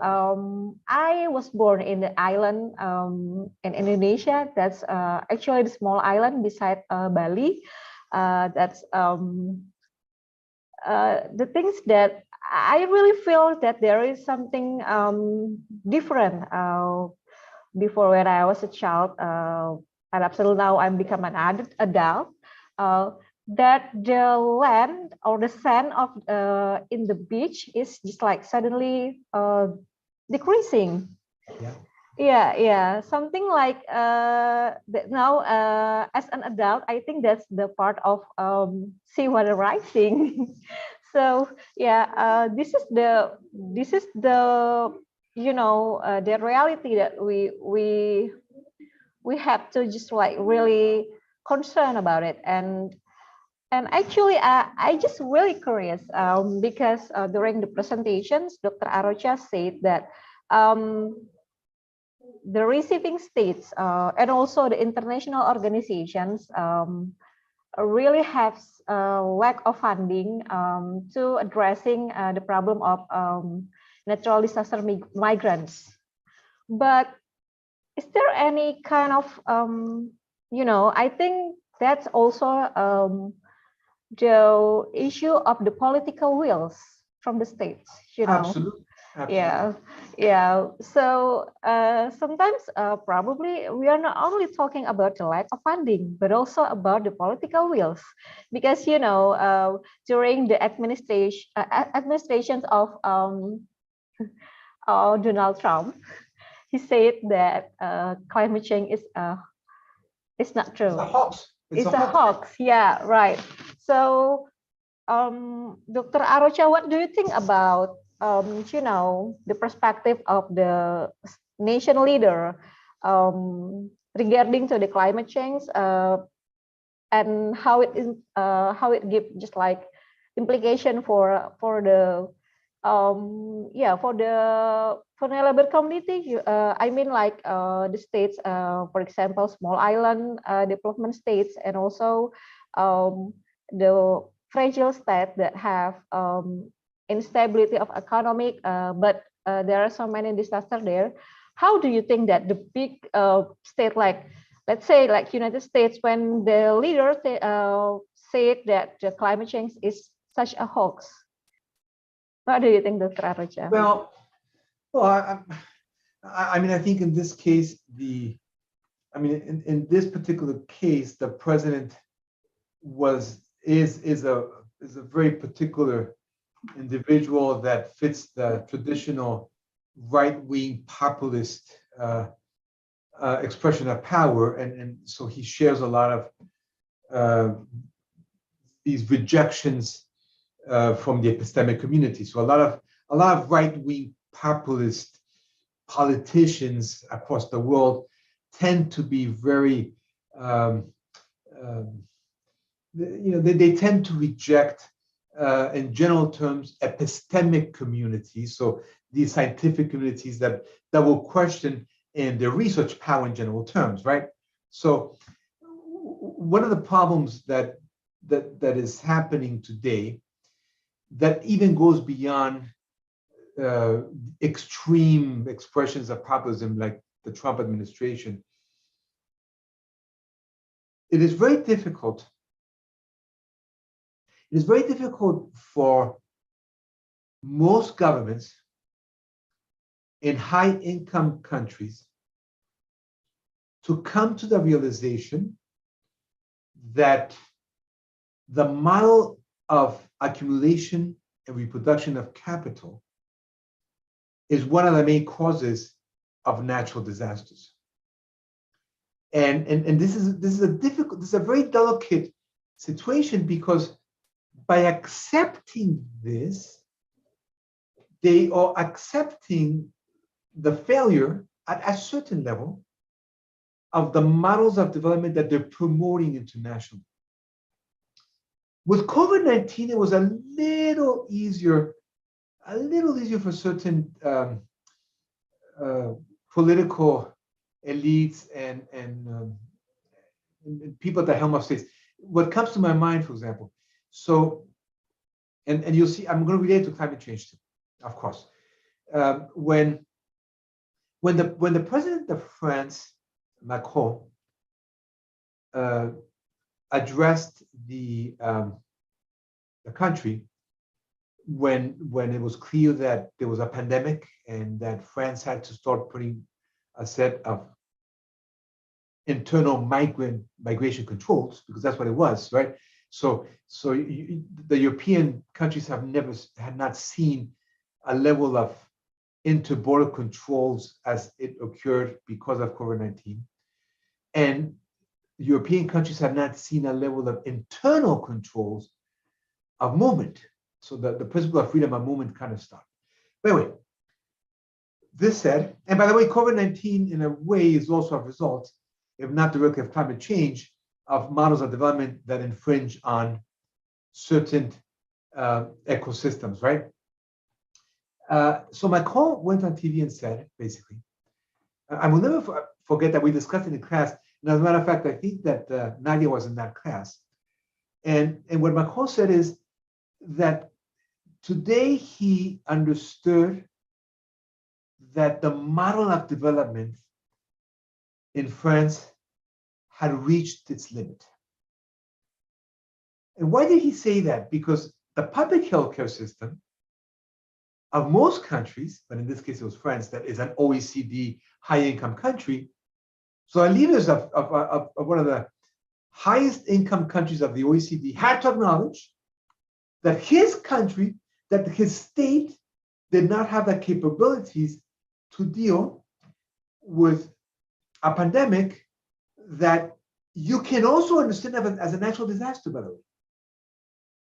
I mean, a virus is part of nature, and when it spreads, it occupies bodies, and it goes using those bodies for its reproduction, right? We don't call it a natural disaster, but it's very close to a natural disaster. He said it once, and then what he did is also he, like during the first next 2 weeks, he kind of shifted the tax on gasoline and so forth. So he played about with certain policies to bring back political instability, because at that time France was going through high political instability. Beyond that comment, Anjani and others, it was really hard to find any leader in almost any country to say, oops, we need to bring back the state. We need to bring back strong public healthcare systems. We need to, I mean, I'm thinking of the United States. I mean, this is apparently one of the most powerful economies, and yet when it came to deaths per capita, it's one of the highest, if not the highest. The US is one of the highest countries that has suffered of deaths per capita with regards to COVID-19. And one of the reasons is the underlying health problems that are caused to a great extent of a state that is not present in healthcare most of the time. So today we have models of development, I insist, that are disrupting, dismantling, and fragmenting state capabilities. But admitting that is politically very sensitive. Because if you had, let's say, the leaders of the G7 admitting that the model of development failed, it's a disaster, right? Because then you would have to change what the World Bank does, what the IMF does, meaning models of development. I'm not saying that you have to go from here to here. It's not an extreme thing. But I think that what COVID-19 has pushed us, I think that what the disappearance of coasts is showing us is that we need to question the model of development. I mean, added to protecting the fundamental rights of those who are forced to flee, but we need to change the model of development. I'm not telling you in today's class which has to be the new model, but we cannot not question it. So I think that's one of the main problems that admitting, well, because again, by admitting that, the other problem comes with regards to the equitability regarding the responsibility to deal with the negative outcomes of climate change. Who's going to pay for what? And what's going to be the cost? And who's polluting more, right? So who's polluting more and who's paying the highest cost? And that is totally right now unbalanced. Those who are polluting less are paying a much higher cost. Much higher, by the way, at every single level. Not just the human cost, which is the most important for me at least, but at every level. Let me give you a concrete example. If an island, for example, I can go back to Puerto Rico, and this is also an archipelago country, but let me go to Puerto Rico.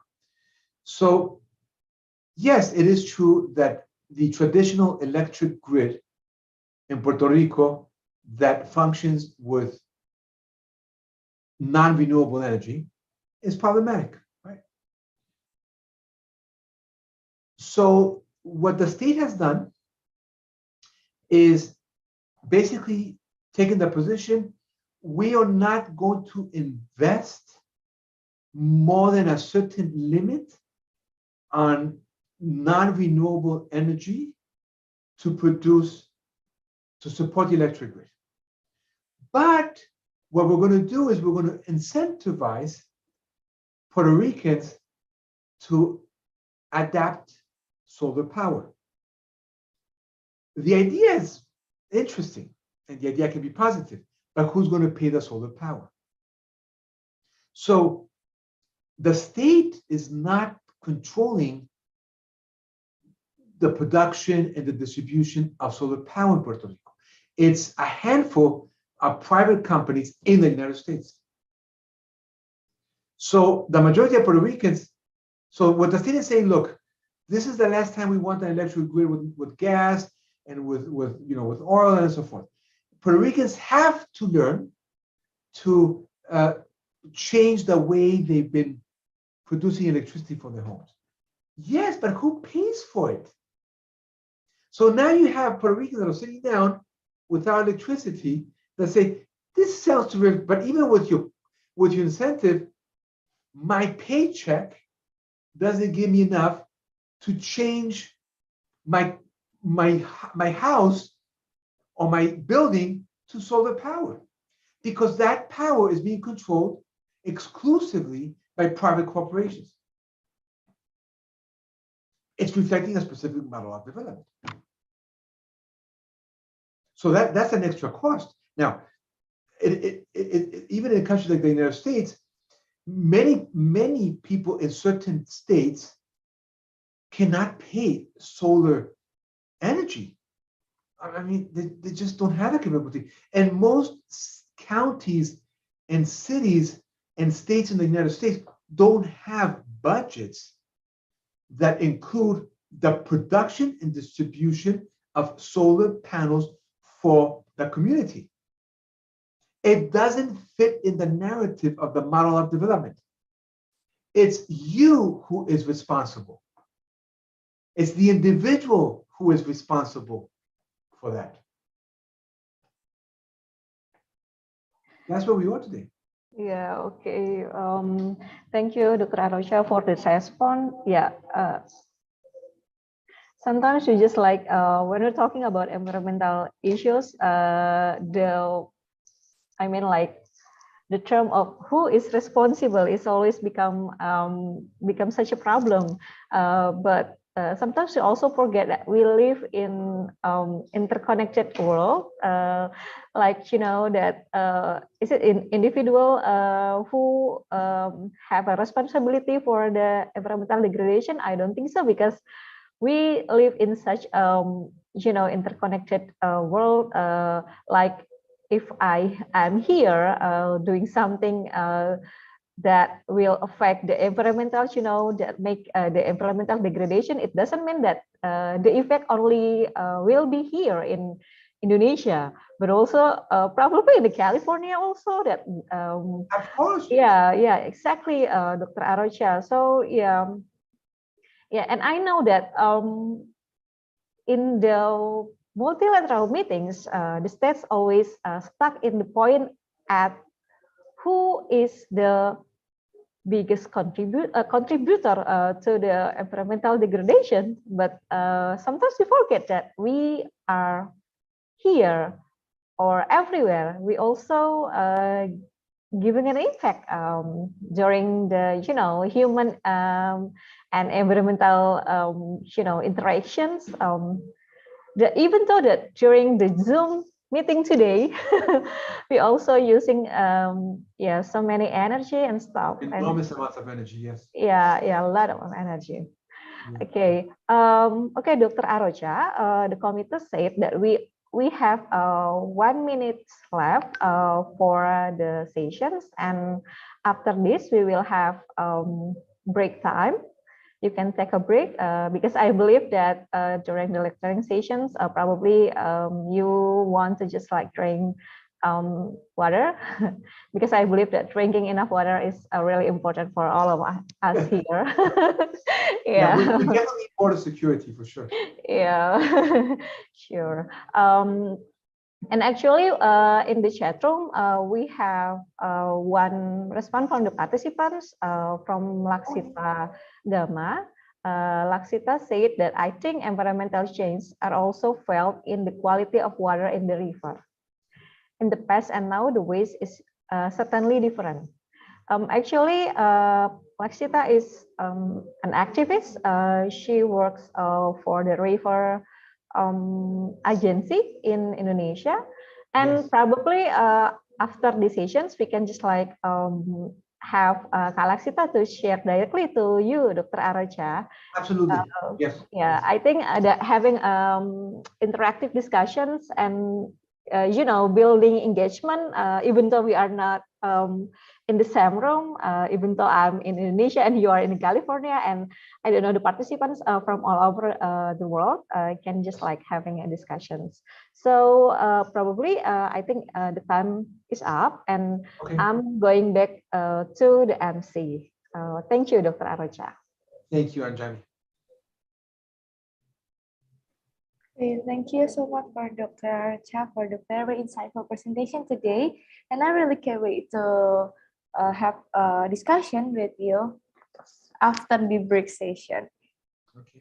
Yeah, the presentation is really great. We are really focusing, enjoy the presentations until we forget that we have been here for almost 2 hours in this room. So I God. guess we need some relaxation so we can refresh our mind and be ready for the next discussion. So yeah, how Anggi? Let's play the game together. Yeah, maybe for the participant we can have some games and have some break with this game. So it's really fun for us and for Dr. Arrocha. Maybe if you have some break, this time is yours. And How much time do I have as a break? maybe until 20 minutes. 12 or minutes? 20 minutes. Or 20 minutes? Okay. Yes. Right. Okay, so my time here is 10:02 p.m. By time here is 12 past 10. Okay, so you're kind of 10 minutes a little ahead to mine. Yeah. So I'll make sure that I come in like in a little less than 20 minutes then. Okay. Okay, see you soon. See ya, Dr. Bye. Anita. Okay, Okay. for our participant, let us start this game. So, are you ready, guys? And Yes, we should be ready for the game together, right, Anggi? okay, I will let this student to take intention for this game. So I would like to inform you some information for this game, that this game inspired all of the students to guess the movie, or maybe we're gonna guess the Netflix edition today. And based on the picture given in the PPT, and the picture are clue for the student defining of the title of the movie. Maybe so sorry, the Netflix series. This game will be divided to easy level and medium level. The easy level are able to guess the right title of the Netflix series. The student will be given 1 point. And in medium level, or maybe we have some 2 point if you can guess the title of the Netflix series. This game consists of 10 questions and student given 1.5 minutes to answer each question. You guys only have to guess the big title, or maybe guys the Netflix series. You don't need to mention the season or chapter, just mention the title with additional information. But on the score of the game for each student will be counted, and in the end of the program there will be some award for you guys who give the best participation, complete with additional certificate from IRUD Summer Class 2022. Okay, we are ready for the duel. Let's start our games today. Yes, everyone can guess the best answer and type it on the chat box. Start with the first picture, I guess. Okay, with the round one easy level. Let us you guys guess this series. Blah, blah, blah, blah, blah. Oh, Maybe all of you know this series. This so popular in this Yeah. Netflix. Yeah, this is Wow. such a wonderful movie, We right? have so many answers in Yeah. this game. Maybe we can start for the first one. And we have Money Haze from Sophie Yasmin. Hi, Sophie Yasmin. Can you explain us why you answer with this series? Yes, I think it's commonly in Netflix series. Yes, it's the biggest series. I think many hits. Okay, I have watched this one too, but I don't mind. I don't know what is the right answer for this question. Maybe for the operator, can you reveal the answer? Blah, blah, blah, blah. Sure, let's see the answer. Yeah. Right, it's Money Haze. Congratulations so far.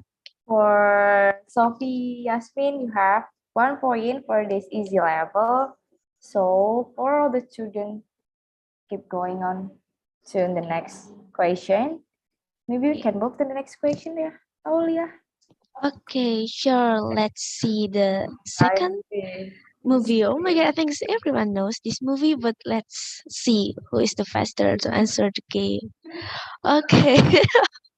Okay, let's see. The first answer is okay. Maybe we have so many answers in this one. Yeah. So there are so typo and maybe you can choose the right one, yeah. Yeah, right. And also this is the interesting answer. It's Susanna. Is it right or no? Let's see. Wow. Okay. Someone answer it's Dalgona Candy. Okay, wait. Okay. We have Let's Mr. see. Farhana, right? Yeah. Okay, let's see. The first Swiss answer Squid Game. It's Andi Anugrah. Hello. Do you available to open your mic? Yes, can you hear my voice? Yes, Yeah. audible. So why do you think this is Squid Game? I mean Squid Game. So yeah, we need your reason to answer it. Yes, because we guys know this movie is very popular, and yeah, I just guess it's Squid Game. Okay, sure. How Anggi should we see the right answer? Maybe we can Directly? guess the iconic doll in this movie was intimidating us, yeah. Yeah. I forgot how the song. Anggi, do you remember it? The song from the doll? I don't know. I don't. I forgot. I forget that. But maybe we can move to the answer PPT. Okay. Okay, it's Squid Game. Congratulations. Right. Congratulations. You have 1 point for this easy level. And we can move to the third question. Yeah. All right. Let's see. Hey guys. Let's answer. What is that? What is What's that? Academy? What's Elliot? Just type it correctly. Just typing the right answer. Not the full title, if you guys know. How many? I think all of the students is still thinking what is the right answer for this series, because it's just like an academy. They have a uniform, but okay. But we have to answer. For Miss Nur Farhana, there is elite, and from Sophia Yasmin is academy, and this one is Umbrella Academy. Umbrella Academy and the Emperor, right? Maybe you can move from the first answer, Aulia, from Miss Nur Farhana. I don't know. I just answer it. I think it's wrong. I think it's wrong answer. Okay, I think it's wrong answer.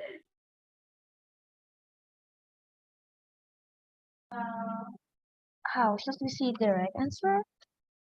Angie? Okay, The answer right. is the It's the Umbrella Umbrella Academy. But have Mr. Andi Anugrah Yeah. who answered this right with the fault title, and maybe you can give this point for him. Yeah. Congratulations for 1 point in this round. So shall we next to the Okay, let's move to the next question. Wow, what is that? Okay. Actually, I don't watch this series. Hey, So Mandy, you're not the only one.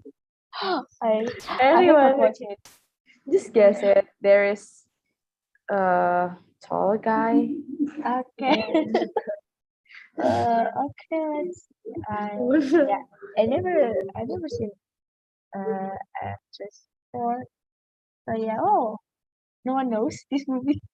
The MC didn't know it too. Yes, we don't have No one? any No one answer answered? in this chat room. But I see this is apa nih? Falling in love. What is falling in love? Better. True. Oh my god, sure. Mrs. Oh, Anjani, yeah. are you there? Maybe you have the right answer because no one here is answering. We have this I request. think our moderator has the right answer. Oh. I'm sorry, I'm busy eating my snacks and drinking water. Okay, thank you for the confirmation, Mrs. Anjani. Okay, we have Sophie Yasmin in this chat box. She Happy answered Halloween. Happy Halloween. Could be Halloween. Hi, Okay. Miss Sophie. It's Yes. okay. The MC Why didn't you know it answer? too. Why you this answer with Happy Halloween? Yeah. Oh my god. Imperial tree? I don't know. I don't know. Yeah. Maybe for the operator. Can Maybe you should go to be the right answer? Yeah. Because we don't receive any Yeah. answer in chat box. Right. But really funny. So, should we see the right answer? Right?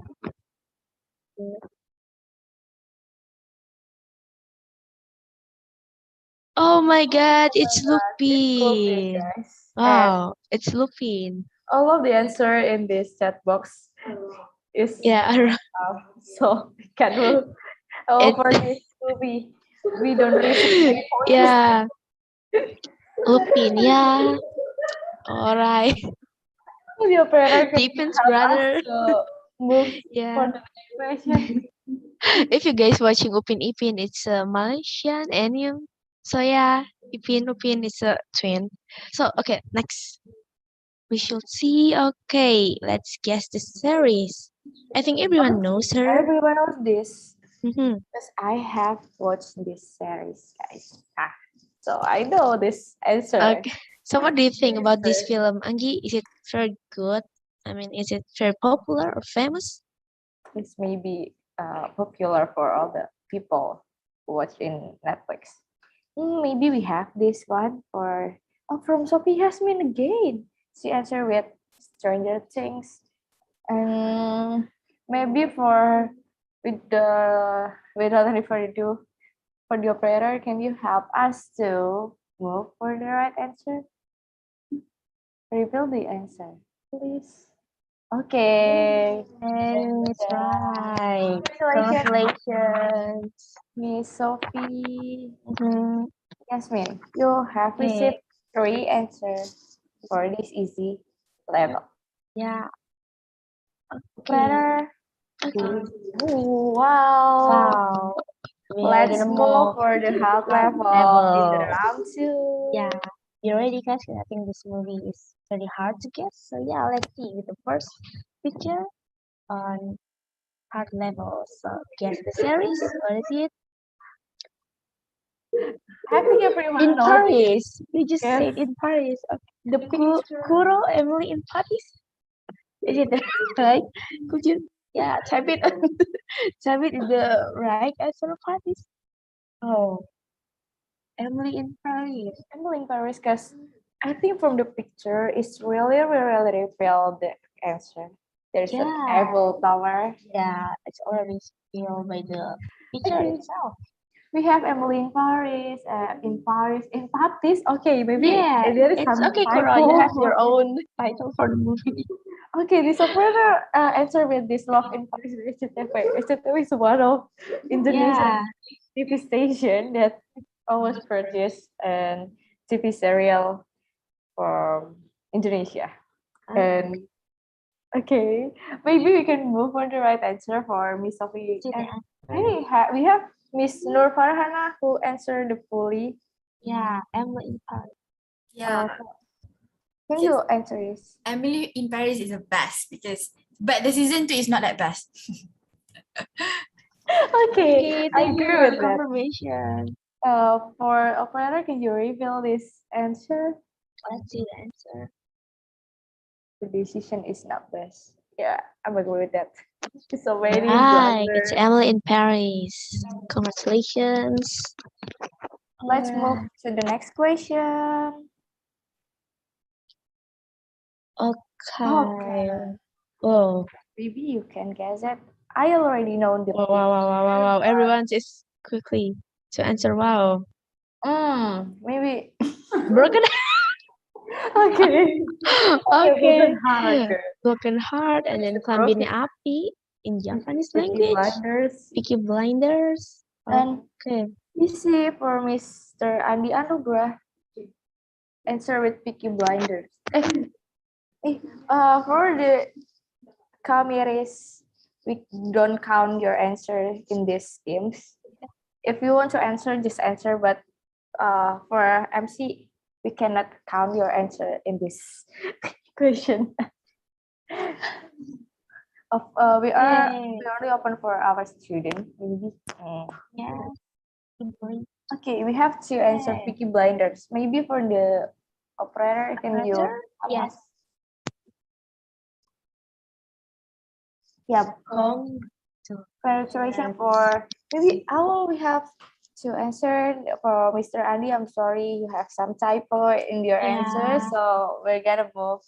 We're gonna give this point for Miss Fanny Hakim. Yeah, we are so sorry, Andy.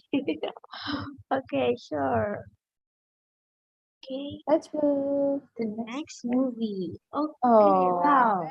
this I movie know is this very famous, yes. right? I think my friends is always I saying, have oh my seen god, they this. have watched this movie. It's very good.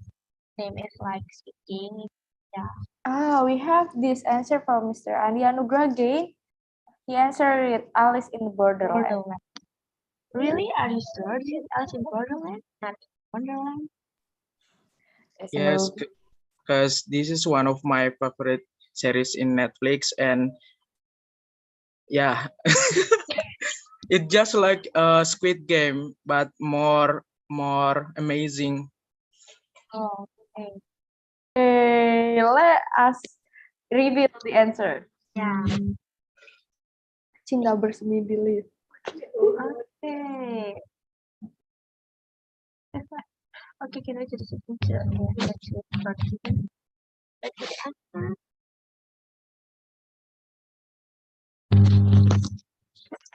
Right. It's Alice in Borderland. Even for season 2. Just wait for in the Netflix site on December. Season 2 on December. Thank you for the information, Mr. Andy.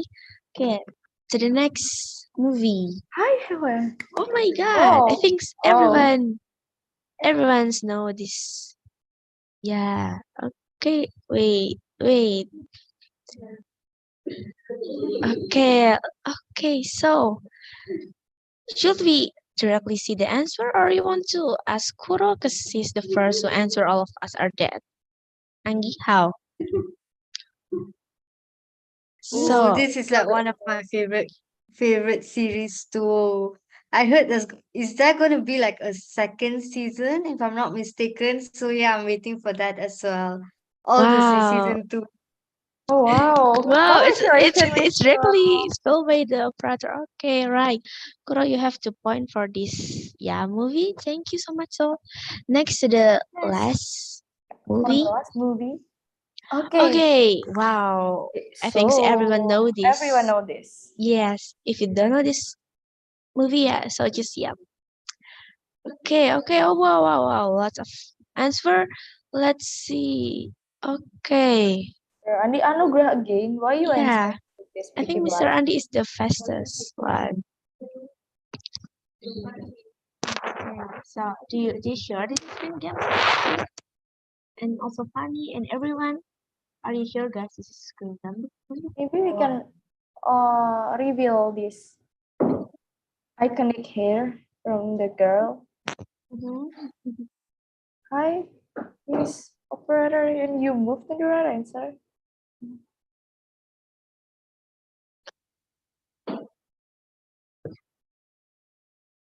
Okay, sure. Congratulations.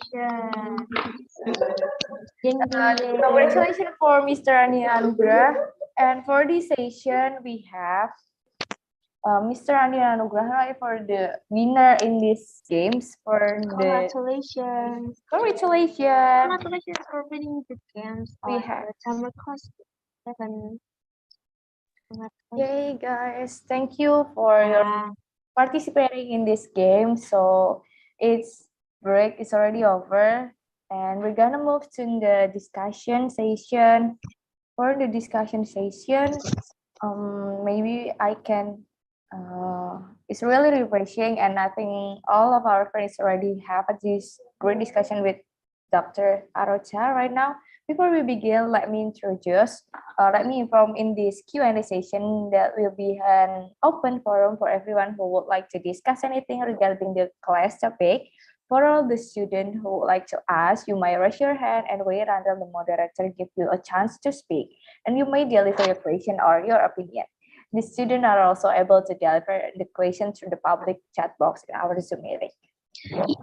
Yes, these Q&A sessions will be a worthwhile chance because all the students have the chance to have a direct discussions with our esteemed speaker, Dr. William Arrocha.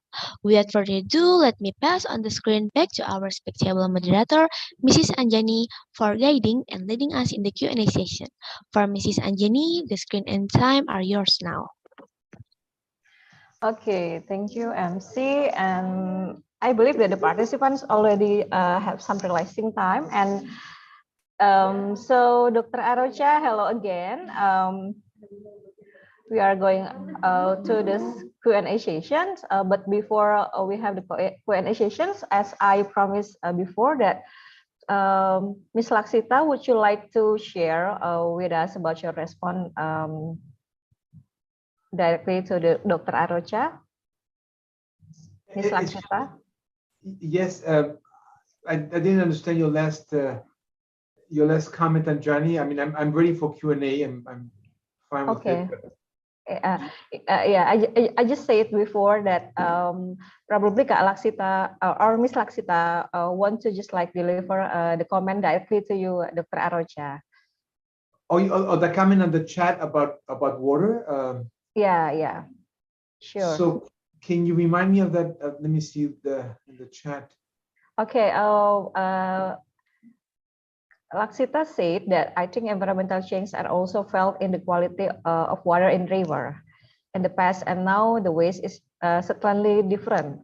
So she are talking about the effect of environmental degradations also in the riverside area and also the water quality of the river.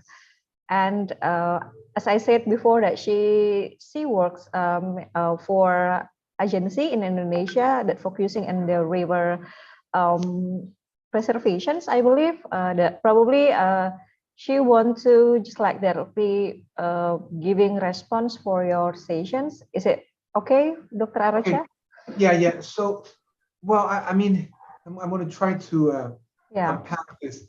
I think that every domain of the territory in the nation state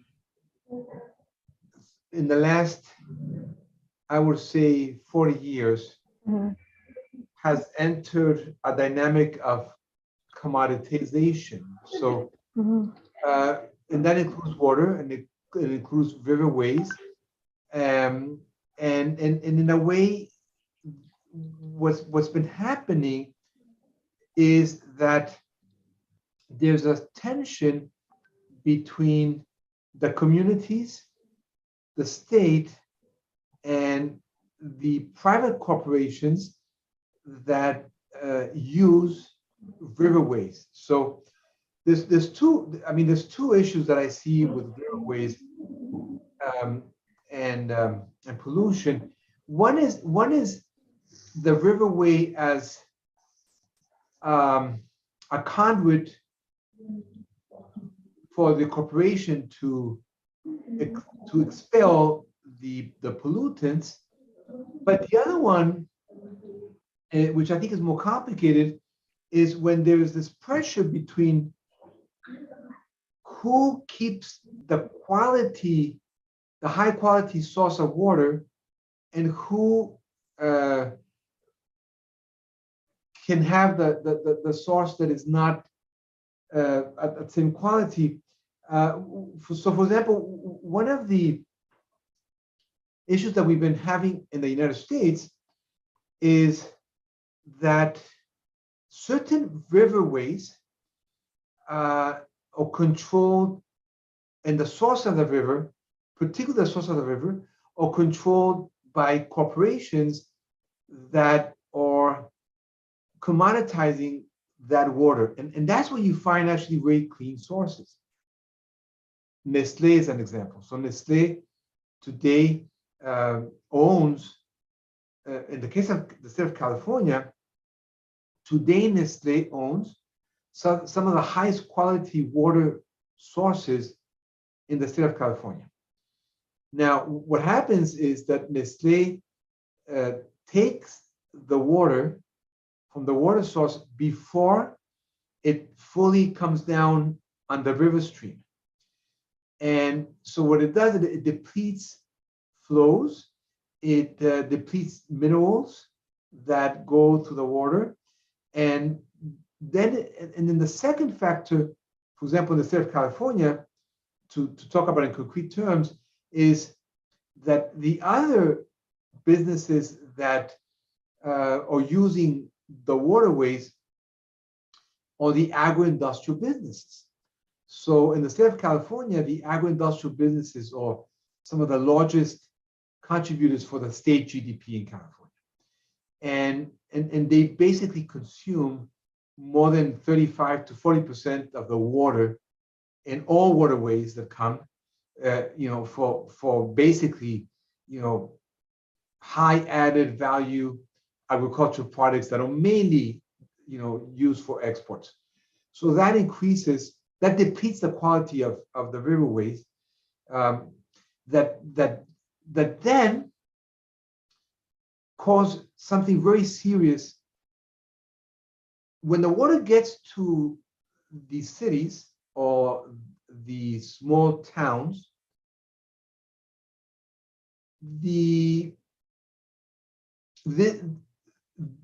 cities and towns have privatized the distribution of water. So the state is no longer involved in the proper distribution of water. And therefore, what we've seen is a lowering of accountability with regards to quality. And we've had several very dramatic cases in the United States, not so much in California, but in other states, where the water that is being used so after the water goes to the agro-industrial business, to other industrial systems, and where the highest quality of the water source is taken by large corporations, again, Coca-Cola, Nestle, and so forth, then the cities receive a very low quality of water, but the state no longer has the capabilities. I mean, there's a regulatory frame, but the city government is not in direct control of the water. So the private company really is commoditizing the water, and the water changes value in the market, and the corporation is actually selling the water and at the best possible price, at the most competitive price. And to do that, the corporations have to cut on regulations. So to lower the cost of the water consumed by households that comes from riverways, those private corporations will find many ways to lower multiple costs that have an impact on the quality of the water. And again, we've had crises in the United States. Flint, Michigan is an example where the city did not have proper water for more than 2 years. Today, we have an issue in Mississippi also where a lot of individuals cannot consume the water from the riverways. So again, this is a reflection of a model of development. Okay, Dr. Arrocha, and I believe that when we're talking about privatizations of the water sources, it means that it will affect the community there, and also probably in the near future that will also force the migrations for people that who come from low-income families, for example, in fragile state, let's say something like that. Yeah, I mean that's another consequence for sure. Mm-hmm. That when you can no longer use the water source, mm-hmm. you have to migrate. Yeah. That's the point that collaborating with our topic today. So, Dr. Arrocha, I would like to continue the discussions because we have another questions in the chat room Yes. from Fanny. Miss Fanny, would you like to just like directly ask questions to Dr. Arrocha? All right. Am I audible? Yes. Yes. Yeah. So here the issues in one of the issue of in my country is about the relocation of the capital city, and it's due to the sinking of Jakarta, and many people say that Jakarta is now sinking, overpopulation, and also heavy traffic. So we should move the capital city to due to the climate change, and to as a solution for people in Indonesia. And but the problem is when the government built the city in East Kalimantan, East Borneo, to as a new capital city, it also impact the environment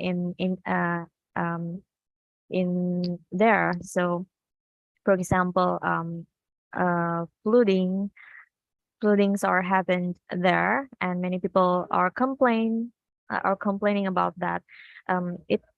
It really doesn't resolve the problem actually, and so many scholars and also activists say that it worsened the problem when we move the capital city. It's endangered the environment there, because the planning of the capital city building there are also not measured well, not regulated well. So how do you respond about this issue, and also from the other example of many countries that have relocated their capital, there's no significant impact for the climate. Thank you. You're welcome, Fanny. Well, I think that what comes to my mind is that there has been a serious disconnect between the political and economic elites and the communities that are being affected. So a lot of these decisions are top-bottom decisions. As a matter of fact, most of these decisions tend to be top-bottom decisions. And in most cases, if we could actually measure,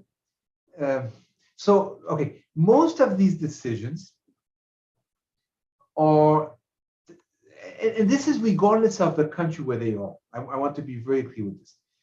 Most of these decisions are not based on transparent democratic processes. they're mainly executive decisions. But let me clarify.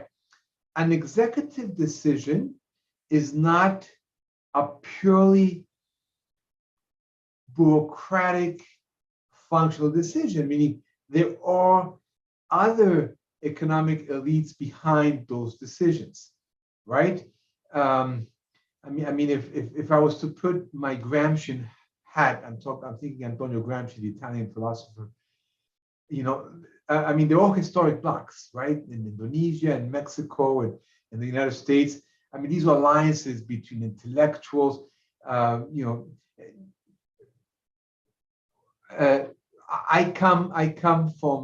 I was born in a city that is also sinking, Mexico City, right? So Mexico City has been sinking for years. And the solutions that appear for most people seem absolutely irrational. So they don't close the capital, but what they do is they start building around the capital, and they start building on mountain, they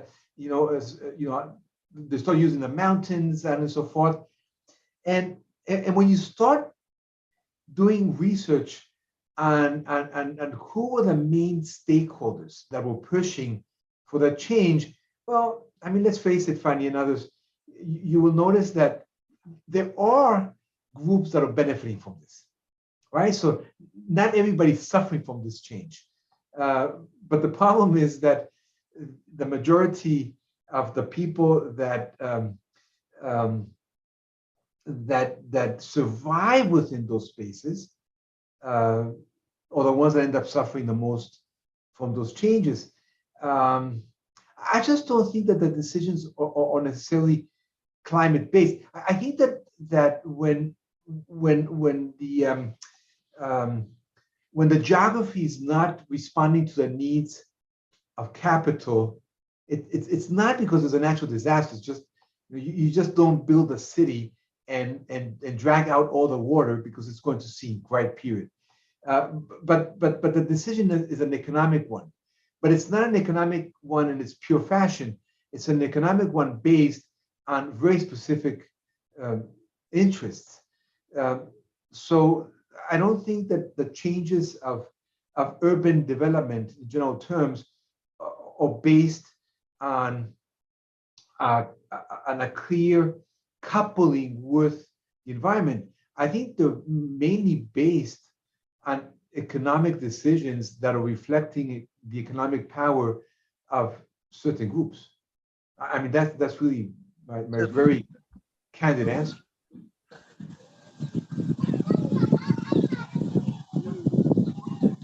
I wish I wish I could say, well, I mean, it was a very rational decision where there were multiple studies. No, I mean, unfortunately, that's not the case. I mean, these are very closed decisions, closed door decisions, where the majority of the people don't even have a say on what is going to be done. Yeah. Okay. Sorry. Okay, Ms. Fanny, do Dr. Arrocha answer your question, or do you have any response regarding to the answer? Yeah, thank you in advance. And yeah, I agree with you about the non-transparent democratic decision that the government made, also involvement of the capitalists, if I may say. And yeah, sadly that in here, actually, many researchers also can't speak louder. I mean, some researchers even involved to speak for the government. So they promote the policies that made by the government without involving or engaging the local community. For example, in Komodo Island, in Komodo Island, many people there are forced to move to the other areas, and even one of my colleague researcher, they don't see that issue. They speak for the government and capitalists, and it's a sad fact about the reality. Thank you. Yes, I mean, that's why I was talking about the historic bloc. I mean, you have, I mean, these are measurable alliances, right? I mean, you have people from certain businesses, professors, researchers, architects, urban developers. By the way, even so-called environmentalists, right? So if I'm an environmentalist, but my grants and okay, so I can be an environmentalist and believe that I'm going to, help the environment, but my economic perspective of the environment is one of commoditization. So I can say, okay, let's go even back to the water. We need to change the way community values water. So from a classic economic perspective, under neoliberalism, the discourse would be, well, the best way to do it is for people to have to pay more for water, right? So if people pay more for water, they're going to value more water. And the way for people to pay more for water is to let the water enter the open market. So to let the supply and the demand, which is kind of like not, it's very theoretical because there's no such thing as a natural supply and demand. But let's bring actors that can manage the supply and demand and increase the value of water, and therefore the communities will take care of the water better, would pay more money for it. The truth of the matter is that at the end of the day, that community can barely meet their ends, right? And they have to decide between food at the table, electricity or water, for example, or the school for the children. But I can get an environmentalist, right? And they say, no, but I'm trying to protect the water in that sense. And it's a different perspective of how we deal with scarce resources. You can have the other position that says, well, water should be a collective, source that should be shared and owned by humanity, as a matter of fact, not just by those who live next to it, but by humanity. Yes, but then that requires a different role of the state, right? So it requires a different relationship between the state and local communities, right? So local communities have to be empowered, but they also have to be taught on how to deal with water resources. And the state that is supposed to be detached, in this case, from the open market, has to create the structures, agencies, budgets, and so forth to ensure that the community can really put into practice the protection of the water resource that is for the community and for other communities, right? That can be thousands of miles away. But again, that's a question of political economy, and it's an ideological question too, right? And unfortunately, it's been a very serious issue even among, and particularly among environmentalists. And the reason is that the economic interests that are today linked with environmental politics are extremely high. And the stakes of certain, the stakes of private capital in environmental policy today are very high. And unfortunately, the power has been shifted from the communities to, yes, I have to say so, to a good extent, private corporations. Which, by the way, these are corporations also that through years and years of structural adjustment programs are doing what the state should be doing. The problem is that the goals of the corporation are not the same as the state. So there's a contradiction in this. Yeah. Okay. Thank you, Dr. Arrocha, for the response, and thank you for Ms. Pani to share your experiences, because I believe that you are a researcher in Borneo, right? In Kalimantan. So I believe that Kak Fani represent the voice of the local people there, and I really love when you just like making a statement that the local community have to be empowered, but at the same time, the government have to make sure that the economical running and also the capital things can give also the benefit for the local community, because when we are talking about moving the capital and stuff, that we're also talking about indigenous people. Of course. Yeah, it's not funny for the indigenous people suddenly if they are come from there and suddenly they have to force and migrate to looking for the place, the better place for to live.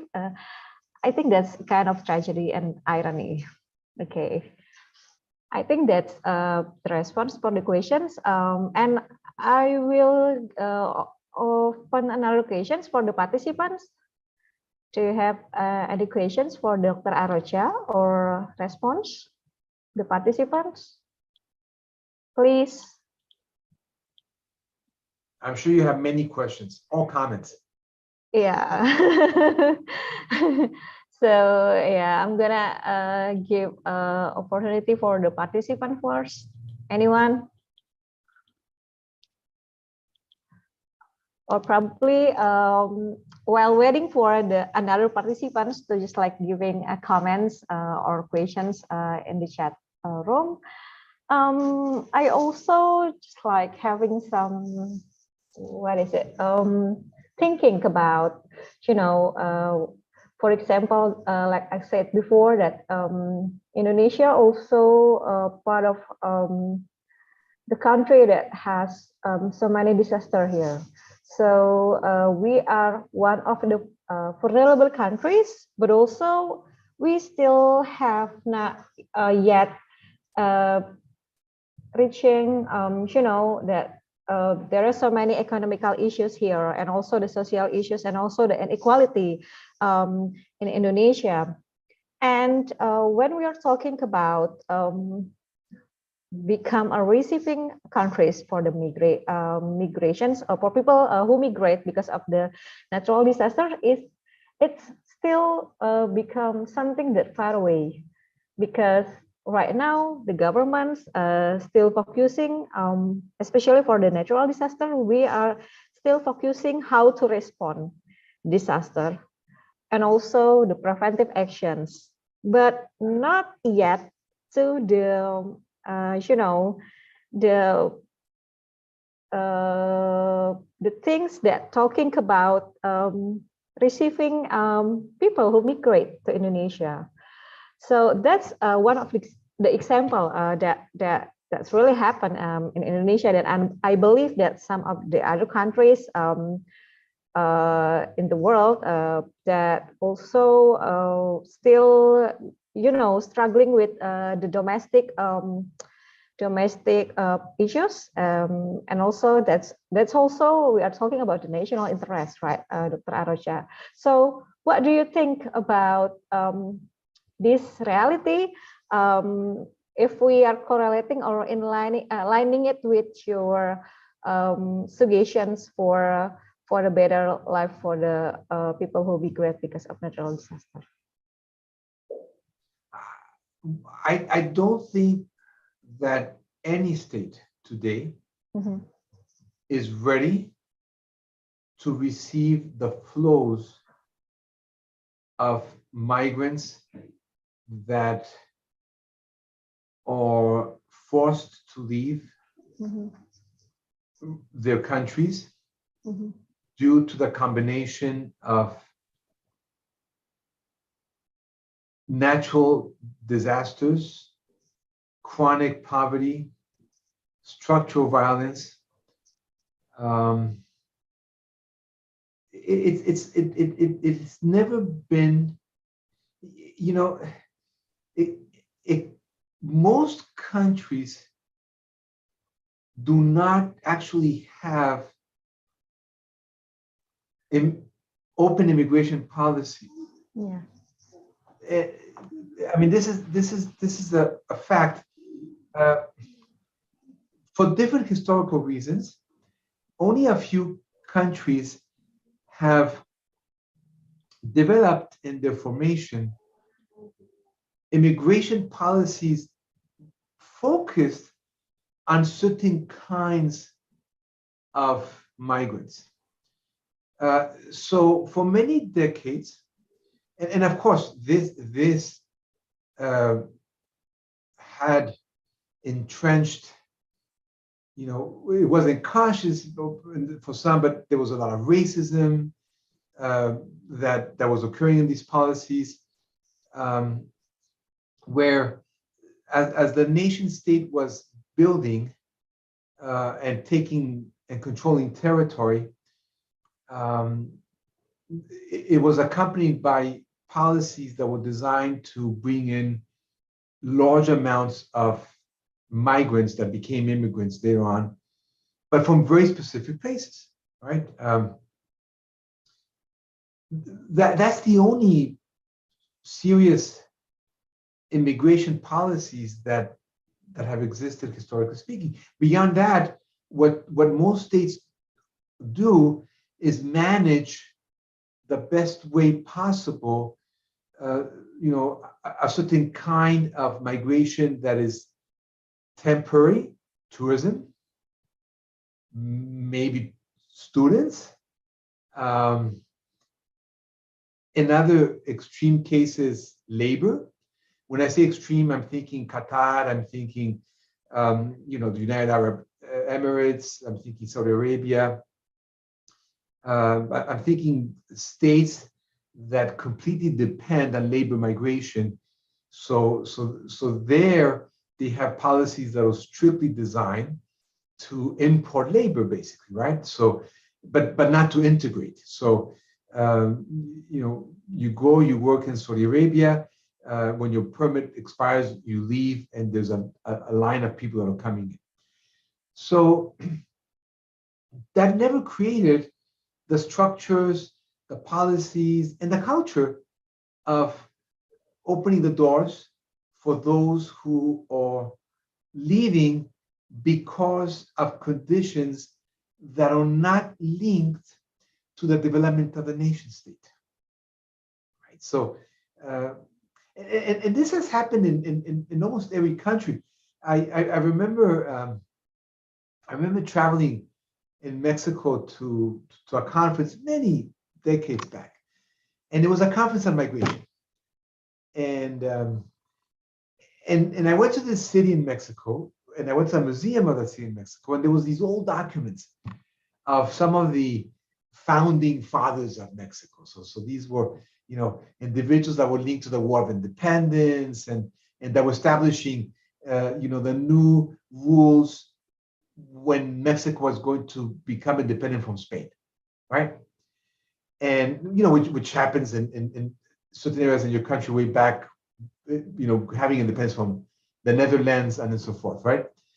And one of the things that I came upon, I wasn't expecting in the museum, and I brought it up to the conference the next day, was that they had a copy of the document, a copy of a document that set forward the policies on who the new Mexican state would permit to immigrate into Mexico, right? So, and there was something that was very clear. It said, only those who adhere to the Catholic religion, who speak fluent Spanish, and who come from, certain Spanish former colonies or colonies can come into Mexico. And I brought this to the conference, and they were like, well, yeah, but that was many, many decades back. I said, yes, I'm not saying it wasn't, but all I'm telling you is that almost every state has engaged in policies of exclusion, and those for inclusion are only very carefully crafted for what the political elites want to do in the country.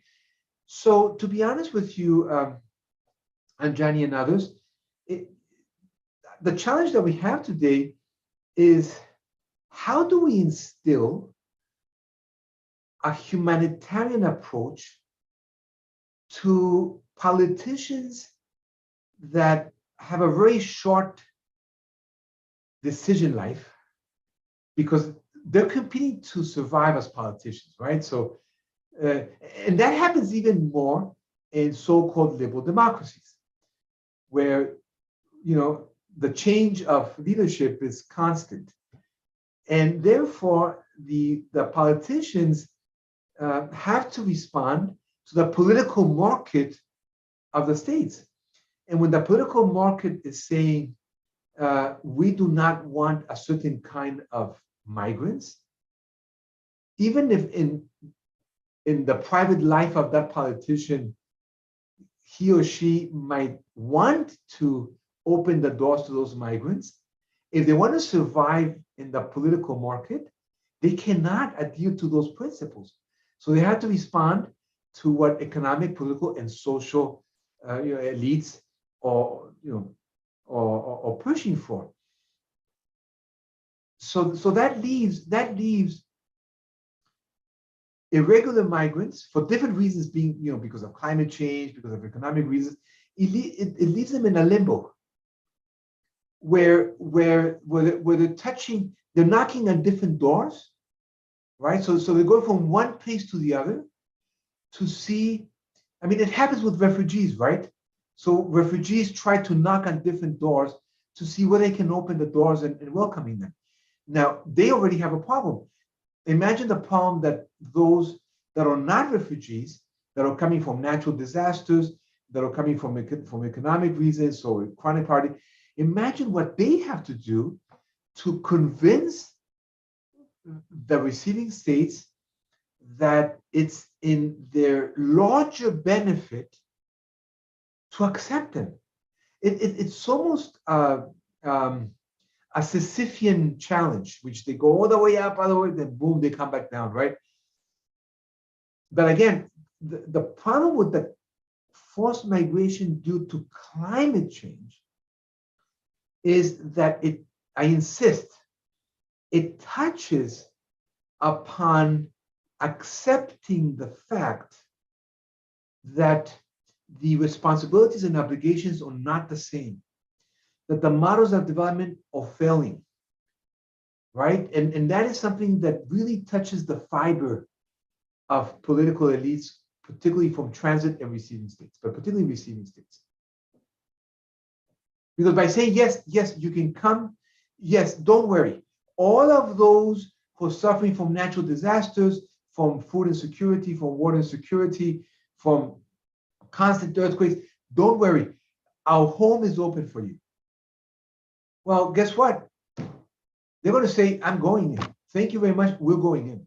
Because the solutions to our adaptability for decades have been eroding the structures of adaptability itself.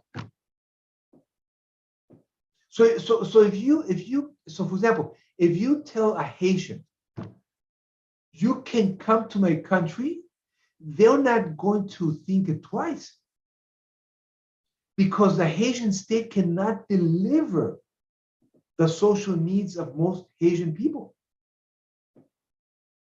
But that's because it's been a Haitian state that's been plundered, stomped on, chewed on, spit on, since the independence of Haiti. And like Haiti, there's many others. So that's the irony in the way that cruelty of what we're seeing today. I hope I made sense on what I said right now for you. Yeah. Thank you, Dr. Arrocha. Yeah. It's really interesting to talking that responsibility is not the same with the obligations, and we have to make sure that the adaptability, because please come to my country and I will accept you.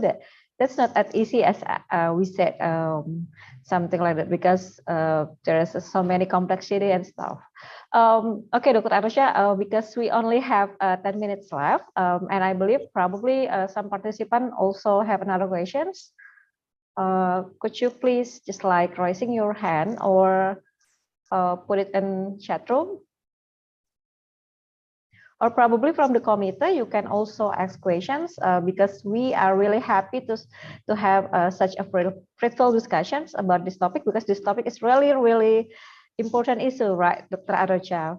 And yeah, and I believe that through this meeting, we also just like trying to put an action to campaigning that there are reality, there are problems that we will facing if we are ignoring the important about climate change, and also yeah, because we are also live in, actually we also live in island, but in the different size and different conditions, and yeah, and I believe that these sessions will be a really important and in raising our awareness about this topic and about this issue. Okay, please participants, any questions or from the committee? Also give opportunity probably from the MC and others.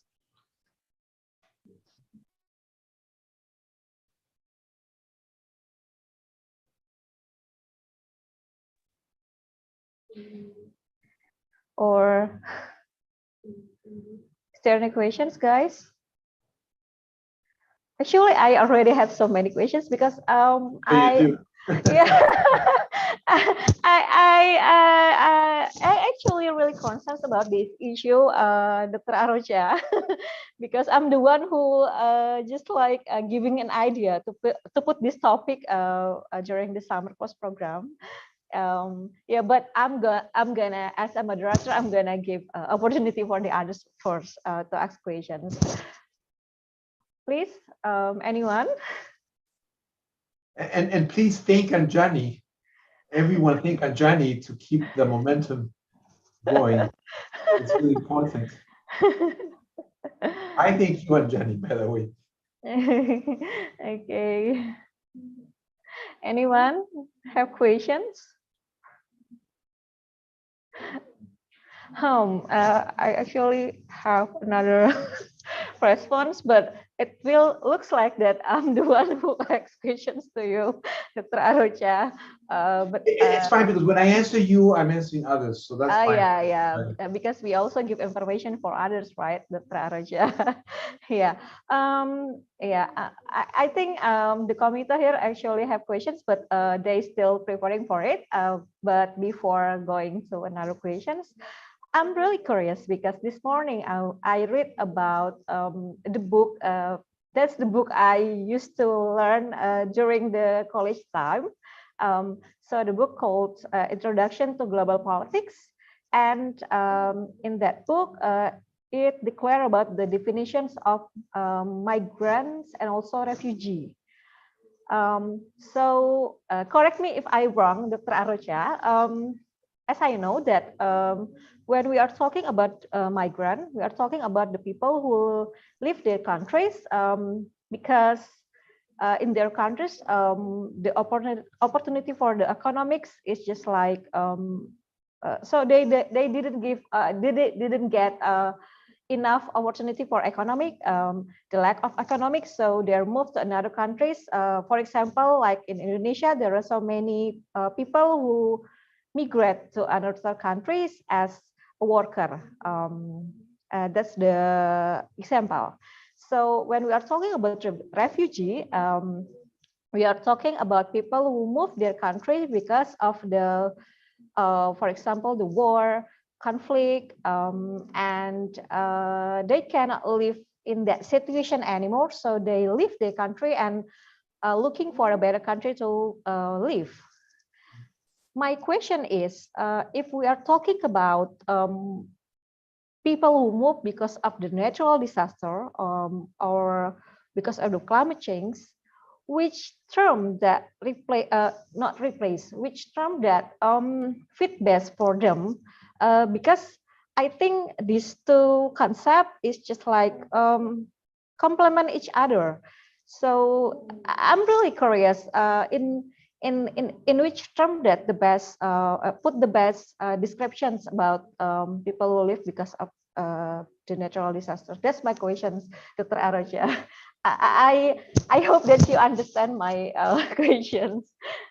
Yeah. So, okay. Well, let me start with migrants. I mean, we don't have a legal definition of migrant. So migrant is just basically depicting those who cross international borders. And there are many reasons to cross international borders. Yes, I mean, some people are forced to do it, others do it because of an individual decision to, not necessarily even find a better life, but a different life. So, the organizations that relate to this, International Organization for Migrations, even the United Nations Population Department, and so forth, have not been able to establish a clear-cut legal concept on what is a migrant. The only thing that we know is that a migrant crosses international borders. Again, the reasons can be multiple reasons. Now, yes, as you said, the refugee. Now, the thing with refugees is that the definition of refugees that we have today is a very old definition. It's a very Eurocentric definition that came from the end of the Second World War, right? So the 1951 Convention on the Status of Refugees that defines refugees mainly as individuals that have to flee, that have to leave the state because of prosecution due to race, and so forth, is one that really reflects something that still exists, but the traditional conflict where the state is actually involved or indirectly involved in canceling the rights and the protections of citizens, and therefore, the people have to leave the state, and when they leave the state, that's when they're considered refugees. So they actually have to leave the boundaries of the state to be considered refugees. If not, they're internally displaced people, right? Or internal migrants. They're moving from one place to the other in the state. To be honest with you, Anjani, we still don't have a category that really fits climate change migration. We just don't have it. It is very difficult to measure. It is very difficult to understand costs for states, and even from a moral perspective, for certain states, it doesn't fully enter the moral basis of constitutions, let's face it, we don't have today of the human rights instruments that we have today. We're talking maybe 11 human rights instruments that we have today. We have many that cover many issues that include people having to flee their country of origin, but we still don't have an international human rights instrument that specifically deals with people that have to leave. They have to leave their state because of a disaster, a natural disaster. What we have are customary law principles. I insist that I shared in the presentation, that are based on a humanitarian approach that push states to have, temporary humanitarian status for people. You can come to my house with the knowledge that once that disaster is fixed and you can go back to your house, you're gonna have to go back home. So therefore, states don't have mechanisms, for example, once a state declares that someone is a refugee or a political asylee, the state has obligations. So the state has the responsibility to listen to those who are claiming asylum, right? So based on the 1951 convention and those states that are part of it, the states have the responsibility to listen to those who are knocking on the door and saying, I need asylum. That doesn't mean that the asylum is guaranteed. I mean, it could be the case that the government in question, based on administrative law and based on the threshold of fear, decide that no, that they don't meet the qualitative and quantitative dimensions of being a refugee, and therefore they don't have the obligation to maintain the article of non-refoulement, meaning no expulsion. Now, once they are refugees or political asylees, the states has an enormous amount of obligations. And some states have more than others, but there's the obligation not just of keeping the life, but of resettling, integrating, and in some states it means helping them look for a job, for housing, and so forth. And the reason being is that the state itself, where they're coming from, is not capable of protecting their lives, but their state is. So there's this customary law that was taken then by the 1951 convention.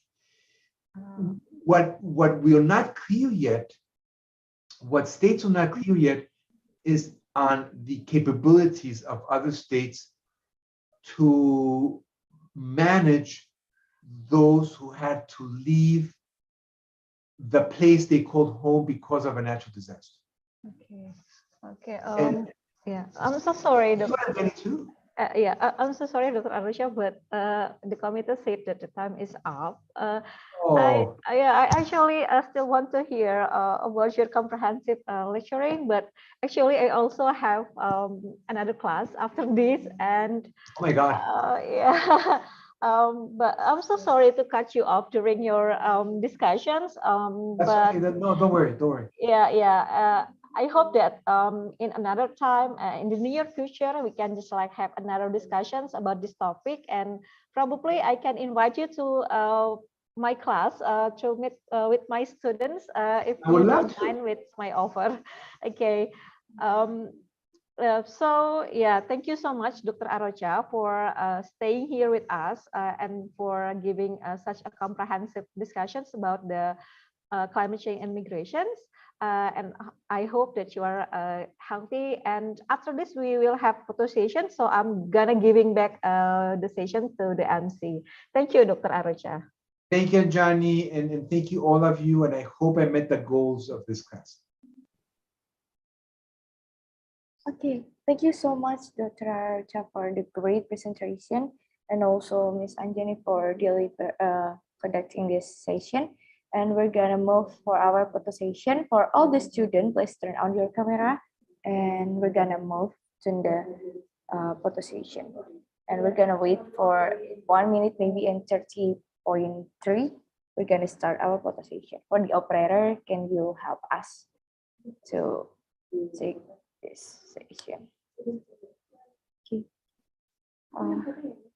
Well, it's nice to see more faces. Thank you. Hi guys. Could you turn on your camera because we're gonna start our photo session.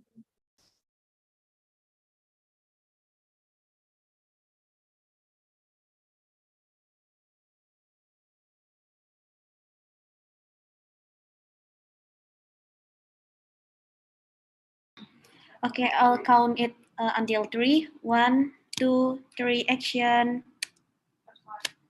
First slide, and then the second slide, I'll count it until 3. 1, 2, 3, smile. Okay, thank you all. Okay, thank you for the operator for taking us on picture, and Ladies and gentlemen, finally we have reached the end of the session. Thank you so much for Dr. William Arrocha for the insightful presentation today. And thank you for Ms. Anjani for leading the discussion session. I hope this session will be beneficial for us and have a great insight about the environment and also the mitigation and the climate change also. And on the behalf of the relevant departments, I would like to apologize if we have done any mistake throughout today's session. So once again, I want to say very sorry and presentation from Arrocha to everyone. Have a good day, everyone. Have a Thank good you, day. everybody. Thank you, Dr. Thank Arrocha. you. Bye. Have a nice day. Yeah, you too. I hope I'll see you again. Yeah, see you. Thank It's you. my pleasure. Bye. Thank you all.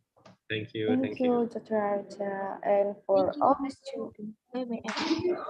Okay, and for all the students, don't forget to entering the next session tomorrow at 10 a.m. And have a nice day, everyone. Good day. Bye.